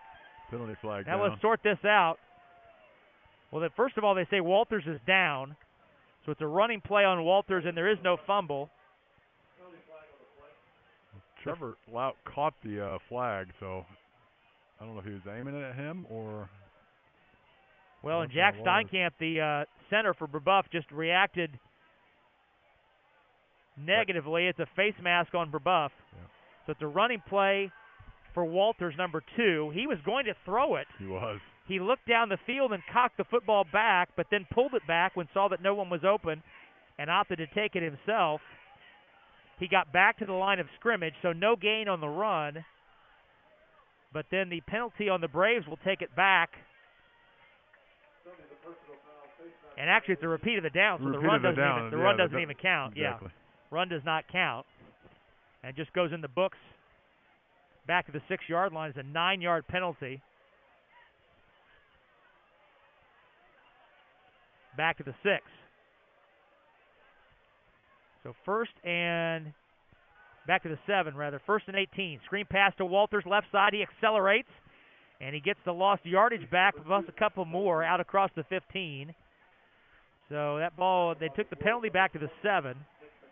And then Walters with a catch out to the 16. So give him 9 on the play. Johnny Rader on the stop. Inside 3.5 minutes to go. 2nd down and 9. Buckman drops, looks left. He's hurried, and it is in and out of the hands of Max Walters, incomplete, almost picked off on the deflection by Gabe Horn out at the 30-yard line.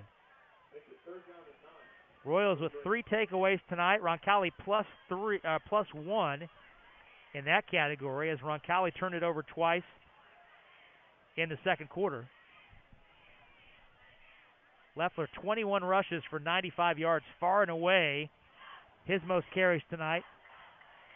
He had only had 34 carries in 5 games, and 21 tonight. 3rd down and 9. Buckman drops straight back, floats it out in the flat to Sweet. He breaks a tackle and gets it out across the 25 for a first down. Daniel O'Connor shoved him out of bounds, but not before Clark Sweet with the catch in the flat, number 7. Moves the chains out to the 26. First down. And he got out of bounds to stop the clock. Why does O'Connor remind me of Dick Butkus when he plays? A little bit. In a good way. Pass in the flat, through the hands, incomplete. Max Walters, that's a pass. Side judge was all over that. Incomplete. Gabe Horn chased the football just to make sure that wasn't a lateral, because that's a live ball if it was. Well, I thought that if the side judge was a little late on calling it because he didn't blow the whistle right away. And, I'd go after that ball too. Called up quickly. Yeah, if he doesn't make an initial indication, absolutely. Yeah. So incomplete pass, 2nd and 10 at the Brebeuf 26. Royals lead 21-3. 3:01 to go here at the stadium in front of a great crowd on homecoming night. Flea flicker, and Buckman's hit as he throws, and it is tipped and incomplete. Intended for Max Walters at the 40-yard line of Roncalli. So we've seen, just on this possession, we've seen a reverse on the kickoff, and attempted, and then thought better of it, flanker pass, and then a flea flicker there where the quarterback Buckman was absolutely leveled as he let it go. Roncalli's doing a great job of not falling for any of that trickery. 3rd down and 10 at the 26. Buckman drops, stands in, steps up, Now he's on the run. Flag flies. Buckman seeking the sideline, and he's ushered out by Joey Milto at the 33. Trevor Lauk has spent much of this second half in the Brebeuf defensive backfield. Yes, he has. First time we've really seen Trevor called into service on the defensive side of the ball, and he has proved to be a nice complementary piece. Normally Roncalli's primary job is as Roncalli's left tackle. This is going to be a hold, I believe. Well, he's getting ready to mark it off from the end of the run, which is wrong. It should be from the flag if it's a hold. Let's see, Sam Cantwell is coming on for Roncalli. Brady New coming off.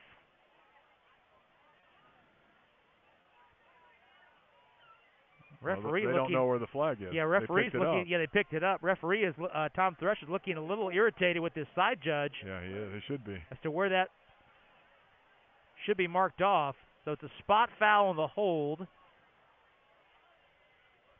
Ball was initially spotted at the 26. It goes back to the 13th. It's a 13-yard penalty, 10 yards from the spot. A guest spot, because I don't think that's where the... It's a ballpark. Yeah. Third down and 23 at the Brebeuf 13. 2:40 to go.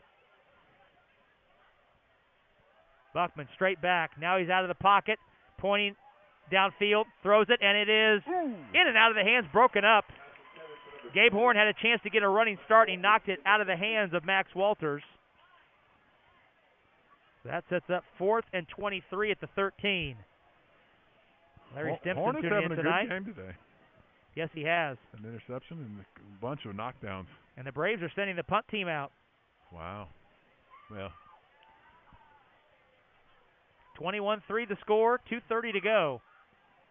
Ryan Kirstiff is back at it in his end zone, a yard deep to punt it away.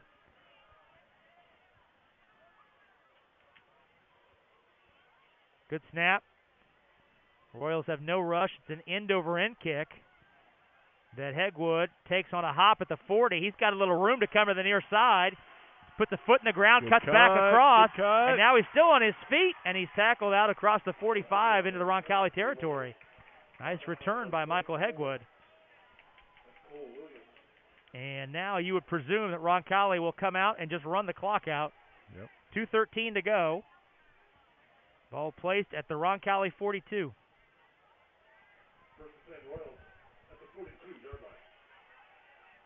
First team offense still on the field. A couple new faces out there. See Dylan Coughlin, number 81, entering the fray. Otherwise, pretty much all the usual participants. First and 10 at the 42 of Roncalli. Royals leading 21-3. Larry Stimson watching tonight. Glad he's taking in the action. Leffler turns the hands to Gallagher. He's right up the middle of the field. Breaks a tackle. He's going to score. At him go. Michael Gallagher puts this one in the cooler. 42 yards right up the gut. Michael Gallagher. His longest run of the season. 42-yard run by Gallagher. Right up the middle of the field. He broke an ankle tackle at the 25, and he was off to the races. You love to see that for Gallagher. I mean, obviously he's blocking almost on every single play. For them to give him the football and him to take advantage of it like that and just take off, showed the speed that he's got. Really nice play. Gallagher's third rushing touchdown of the season. Luke Russell on for the PAT. Knocks it through. We've got breaks to get to, so let's go ahead and take one here. 2:05 to go. All that's left is to run the clock down. Roncalli leading Brebeuf Jesuit 28-3. We're back in 30 seconds on the Roncalli Media Network.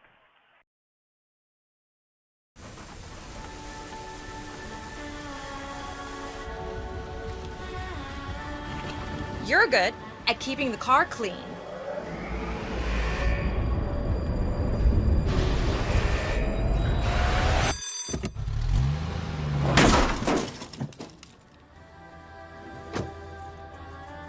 good at your insurance. Start with Indiana Farm Bureau Insurance, online, over the phone, or in person, and stop knocking on wood.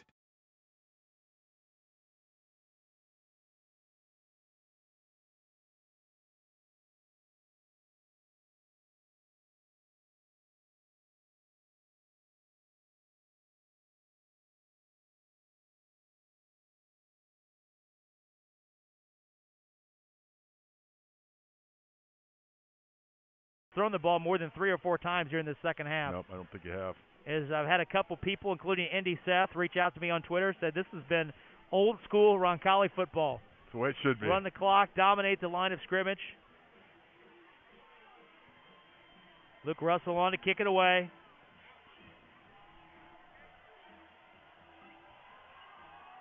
Anthony Ane and Max Walters deep. High kick that Ane takes at the 8. Right up the middle, angling toward the near sideline, has a little room. Stop and go moving, he steps out of bounds. A flag flies in very late, way behind the play. As Ane ducked out near the 25. And another penalty on Brebeuf. Boy, the Braves have not done themselves any favors tonight in this second half from a penalty standpoint. Nope. Well, frustrating half for them. You know, you don't touch the football, and then when you do touch it, not good things are happening, and then you just get frustrated and start compiling that. Bishop Chittard leading at Guerin Catholic 20-3 late third quarter.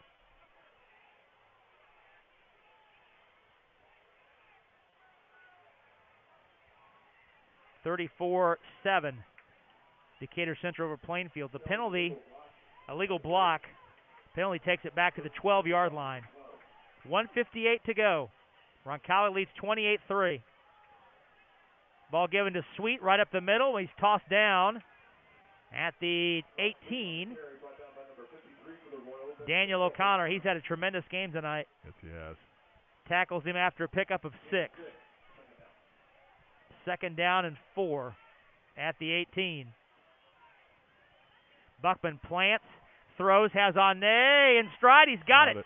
And he will take it the distance. Anthony Ane, 82-yard touchdown.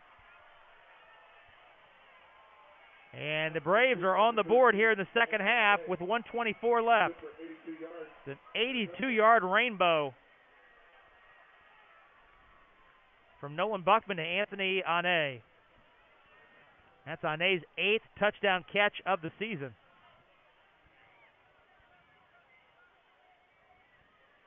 And that makes it 28-9. Well, I would pay money to watch Anthony Ane play. He can play. He's an exciting player. Kirsteff is on for the PAT. Walters is the holder. Kirsteff knocks it through. 41 seconds, 88 yards.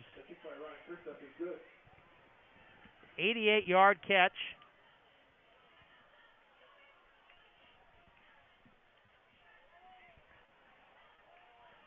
And score. Kirsteff's kick is good. We'll go ahead and stay here. 1:24 to go.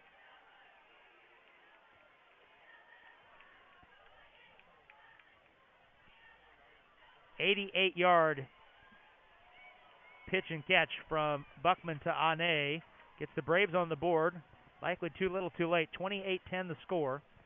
And Dan, Chris Render, our guy on Twitter, he pointed out very astutely that the Royals have run the football and controlled the line of scrimmage against 2 All-State defensive linemen tonight in the second half. Arguably the best defensive line that Roncalli has faced so far this season. Yeah. And they have really dominated up front here in the second half. And a line, that they really didn't dominate the first half, except for the very last drive, and that was really done more through the air than on the run. But yes, they have said, "Hey, let's put the working boots on and run the heck out of this football game," and you know that keeps the clock going and makes it a very low possession opportunity for Brebeuf. Well, presumably the Braves will throw an onside kick at the Royals. The Royals have their hands team in. Kirsteff is lining up that he's going to kick it onside toward the Roncalli sideline. 1:24 left. Takes a big hop, and Lucas Erickson falls on it at the 50. Number 1, Lucas Erickson. Covers it up. Ball did not take that third hop. Nope, it had 2 of them. You hope that it takes those 2 low skids and then takes the big third bounce. Yep, exactly. And it just stayed low, and Erickson. Well, Erickson did a good job of coming. He caught it at technically the 9-yard line, so he stepped up onto it, so it didn't have a chance to bounce up. Where you see that happen is guys standing back waiting for it, Let like the ball a shortstop. play them. Yep. And, Let and the not, ball play not them. attacking the football. 1:24 to go. All that's left is for Roncalli to run this thing out. A couple new faces in the game. J.J. Prendergast, the sophomore, is in at quarterback. Ben Brandenburg is in at running back. 1:24 left. 28-10 the score. Roncalli leads.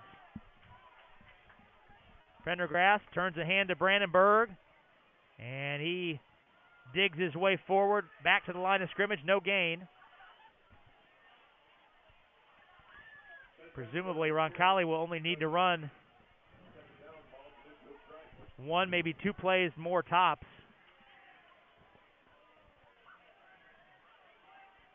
Royals in no hurry. Inside a minute to go. Jim Sissel checking in, enjoying the win tonight, watching from home. Brandenburg takes the low snap, handoff, I should say, from Prendergast, and fights his way across the 50 for a gain of 1. Give him 2 on the play to the 48 of Brebeuf. Play clock is ahead of the game clock, so Roncalli has to run 1 more play on 3rd and 8, and that should be it.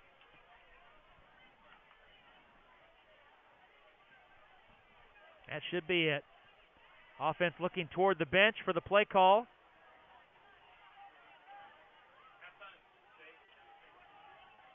Prendergast under center, and he's going to just take the knee. Prendergast takes the knee, and that'll do it. So the Royals pull away in the second half behind the offensive line, the controlling running game, and the legs of Aiden Leffler. And the end result is the 3rd Circle City Conference championship in program history. Royals top Brebeuf Jesuit tonight at the stadium 28-10, and in the process improved to 6-0 on the season. Stay tuned. We'll step out. When we come back, we'll have all the particulars on tonight's post-game show. We'll send it down to Steve Wilson with John Rodenberg here in a moment. All that coming up next. Stay tuned. Back in a minute with the post-game show on the Roncalli Media Network.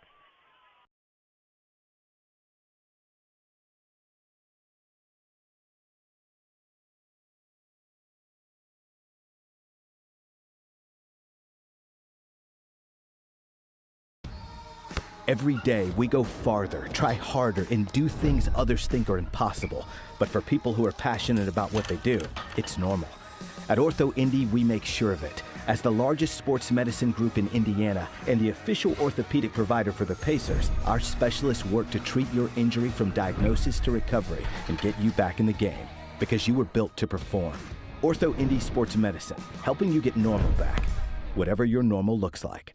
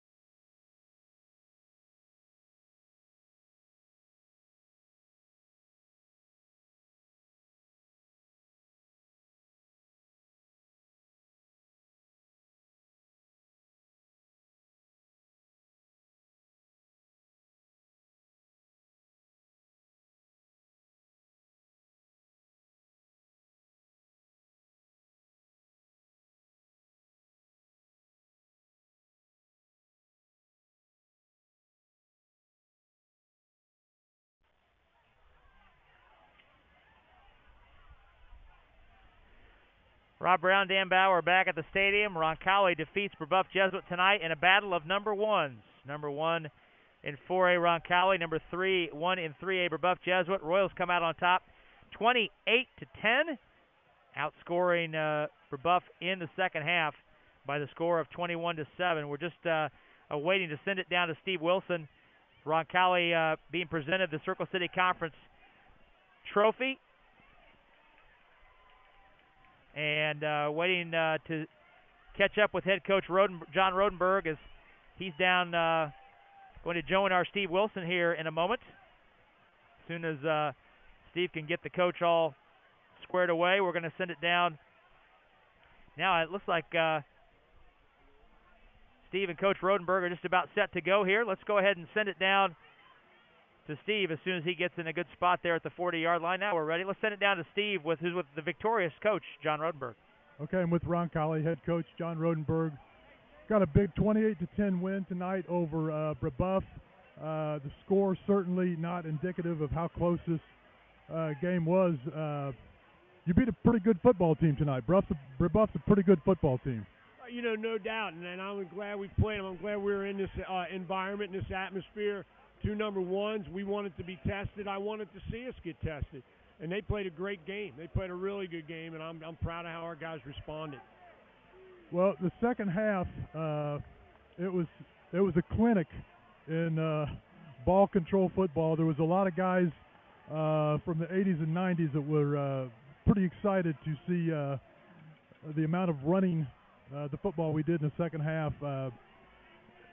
What was that? I'm assuming that was by design. Sam Otley, I know he was happy to see us with that kind of play calling.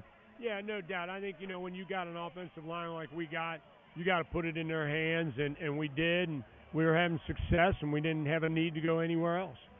Yeah, and offensively it seemed like we just couldn't find a rhythm in the first half, and we had a couple turnovers.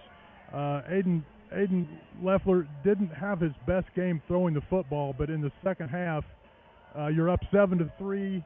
That's 4th and 5 of their 40, and he makes the play of the game. In my opinion, made a great read, pulled the ball really late, runs for 40 yards on 4th down, gets down to the 5-yard line. This is one of the easiest questions you'll have ever. What does Aiden Leffler mean to this football team? Oh, he's a leader. He sets the example in the weight room, sets the example on the practice field, and that's why he does the things he does, because he works for it. Yeah. Okay, well, thanks a lot, Coach, and good luck in Bloomington next week. Thank you. Appreciate it. Well, that's Roncalli head coach John Rodenberg down on the field with our Steve Wilson as the Royals improved to 6-0 on the season with a 28-10 win over the Brebeuf Jesuit Braves. And I think Coach hit it right on the head, Dan. The running clock games are nice. We all love games where the second half takes 22 minutes, and right. We've had our feet up on the couch before 10 o'clock. But this team needed to be tested, and it got tested tonight. And I think most importantly, it won't be the final test of the season by a long shot, but they answered the test tonight in the second half. Oh, there's no question. And that was textbook football. They're running the ball, they're getting first downs. They just dominated the clock the second half. And if you don't give your opponent the opportunity to score without the ball, it's an easy football game, or at least it appears to be an easy football game. But Roncalli, and you've kind of been waiting for it all year, Roncalli comes into the year with touted the best line ever, at least at Roncalli, and you don't ever have this many potential Division I football players across the front line like they've got, and yet we haven't seen them really dominate in the running game yet. Today we did, and in the half that we did, and I would guess that after the coach's explosion at the end of the first quarter there, I bet the guys were kind of reminded of that during halftime, and kind of said, hey, let's come out and let's focus and let's show what we can do, and they did. Holy cow, they did, And now one thing I'd like to say about Leffler. I watched him at the end. You got the two teams, lining up to shake hands and stuff. Leffler's the last kid in the line. He did it last week too, and I didn't say anything about it. But as the other team came through, I think I counted about 8 or 9 players that came up and just hugged him. and he hugged them back. Obviously, they knew each other. You don't know if that's from summer ball or just from being a 4-year starter, but it was really awesome. So then he's the last one through the line. All the other team comes back to thank the student body, and they're singing the fight song. Loeffler sprints from the far side of the field to get up to the front row of that fans to high-five a lot of the other seniors out in the front row of that.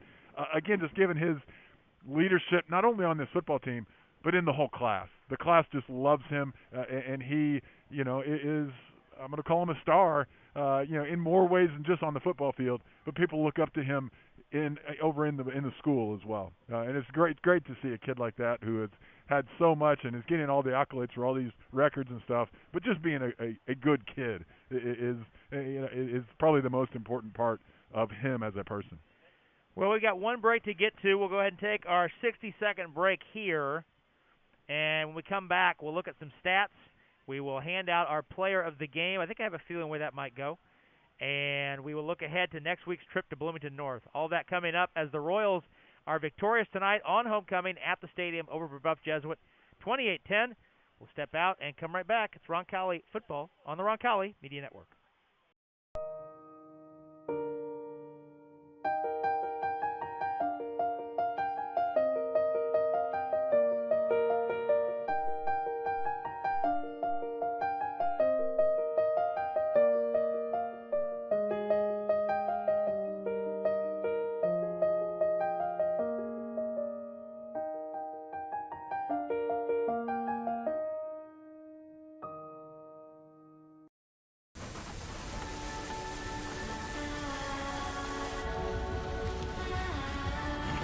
You're good at keeping the car clean.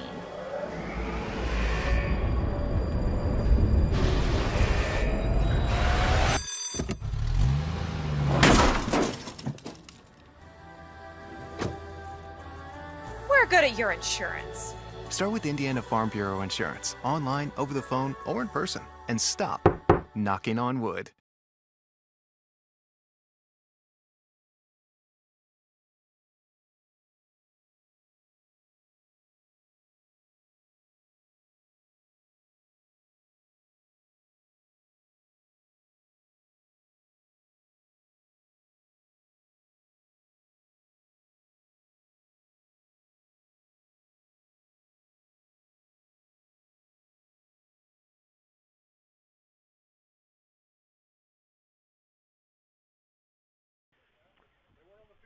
Well, as a reminder, before we get to the rest of our business here in the postgame show, tonight's game is a production of the Roncalli Media Network, copyright production.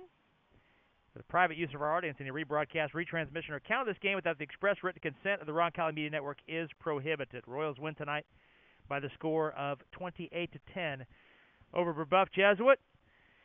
Roncalli with almost 200 yards, just under 200 yards rushing in the second half. It was a 103 yardage split for the Royals at halftime. Roncalli threw just 2 passes in the second half, no passing yards, but almost 199 rushing yards in that second half. And he's smiling under there. Trust me. We gotta get the microphone. Keep talking about the big boys. And Roncalli was just 5 yards away from having 2 100-yard rushers tonight. Luke Hansen was over 100 for the second straight week. He had 124 and a career-high 27 carries. And, fellas, it's interesting. I think Steve was the one that brought it up initially about Aiden Loeffler not really being used in the run game. And you can go all the way back. Steve and I were actually here for the inter-squad scrimmage down the sideline, and we were standing on the sideline during the freshman portion of the scrimmage, and Dave Burton, the offensive coordinator, said, I remember having this conversation. He said to Steve and I'm not going to run Aiden as much as I did last year, especially not early in the season. And so we saw very few carries, just 35 carries in 5 games for Loeffler. He had 21 carries tonight, 95 yards, most of those coming in the second half, and he finished with 3 of Roncalli's 4 touchdowns. Well, and I think they like that strategy, but when push comes to shove and they need first downs and they need touchdowns and they need victories, they're going to put the ball in the guy's hands that's going to get them the wins, and that's what they did tonight. Well, and the other part of that you got to think about, a couple plays were designed quarterback keeps, but a lot of them were read option stuff. The defense is very aggressive. Brebeuf is very aggressive to stop that run. They did a good job of that in the first half. So it's almost a play action. If you're watching the NFL, it's a play action that leads to a pass. The play action leads to the quarterback keeping it because that second option in the option becomes open because everyone's playing so hard to the first guy. So it's. And he did a great job. He pulled that ball really late on that 4th and 5. Everybody thought Hansen had the football, and Leffler was wide open down the left side. He looks like a 4-year starter. Yeah. I mean, he understands, and that is a tough thing. And I say it a little bit in jest, but at the same time, it is a tough thing to teach a high school kid to truly read that option every single time. He waited and waited for that defensive end to crash, and when he finally committed, he took the ball and to hold it in the belly too. You got to give credit to the running back when that ball sits in hard. Your you want to grab it. You want to grab it. You want to grab you it. Do. Trust me. And so it's great, great for those running backs and for him to be able to, let that play happen because the longer you hold that belly, the more the defense is pursuing. Shows you what they're going to do right. and allows you to make that call, whether you keep it or take it out, because you're looking at a point of attack. Usually it's the defensive end. He takes one step this way, you pull it out and you run it. He takes a step this way or delays, then you give it to him. So, but again, it happens bang, bang, bang, bang, bang. You watch, if you take it to the next level, you watch the academies run that play just over and over and over and over. And those quarterbacks spend hours and, just countless hours learning how to read that defense. And in high school, you don't have that opportunity very often. Things happen so quickly. It does. And he, so it's a split-second decision, and he is reading it to perfection and keeping it in that belly as long as he can to get the good read on it. It's really a thing of beauty. Well, in the Roncalli running game, we mentioned Hansen, we mentioned Leffler. Michael Gallagher capped off the score with a 42-yard run up the middle in the final 3 minutes. And showed some jets. He pulled away. Yes, he did. He did. However, the running game was created by the dominance of Roncalli's front line in the second half, and we want to expand that above and beyond the usual 5 of Trevor Lauk, Grant Ray, Sam Seacrest, Luke Swartz, who filled in at right guard tonight for much of the night, and Luke Scartweet.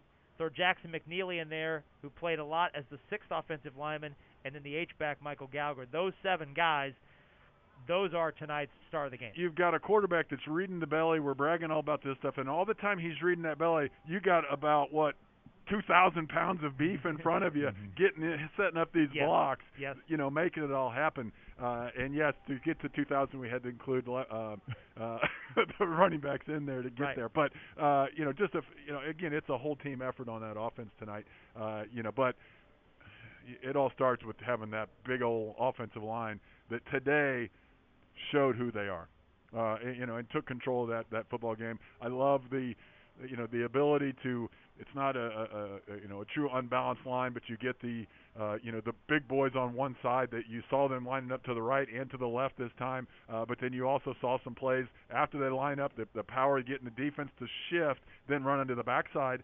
With the guys that are just kind of put out there. Beef to the right, everybody else to the left. Let's follow the guys to the left, and you see some scoring off that today. So, or some first downs, and it's.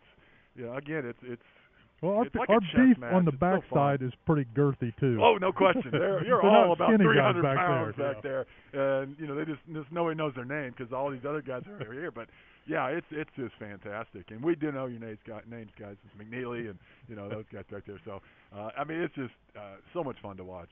So the offensive line, they are tonight's Ortho Indy stars of the game. Ortho Indy, one of the most highly respected orthopedic practices in the Midwest. Ortho Indy provides leading-edge bone, joint, spine, and muscle care from multiple locations throughout Central Indiana while staying true to their mission and their patients. Call them at 317-802-2000.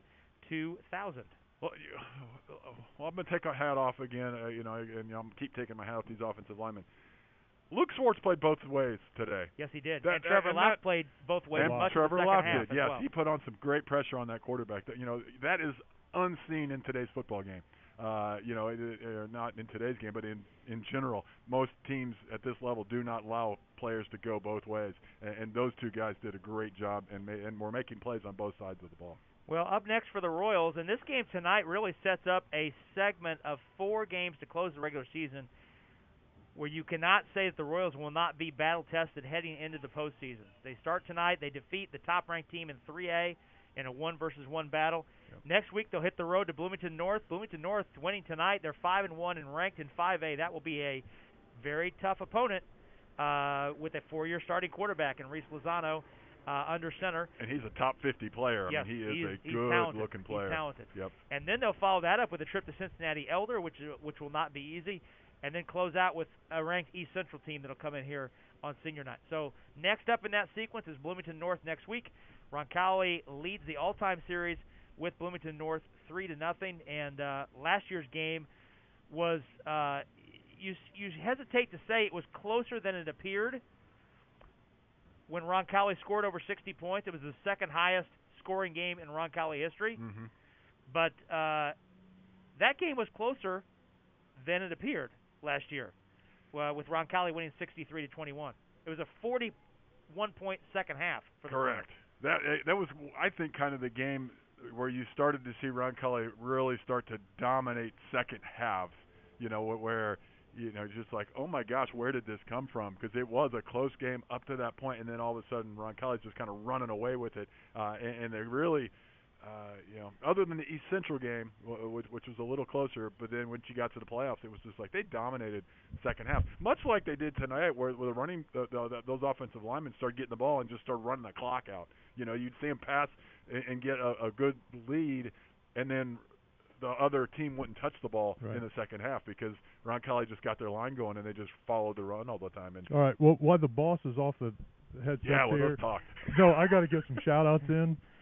My new best friend Sean Ray feeding me at the tailgate. Yes. Unbelievable ribeye sandwich. I love you. Well, we just met, but I still love you. You got to keep feeding me.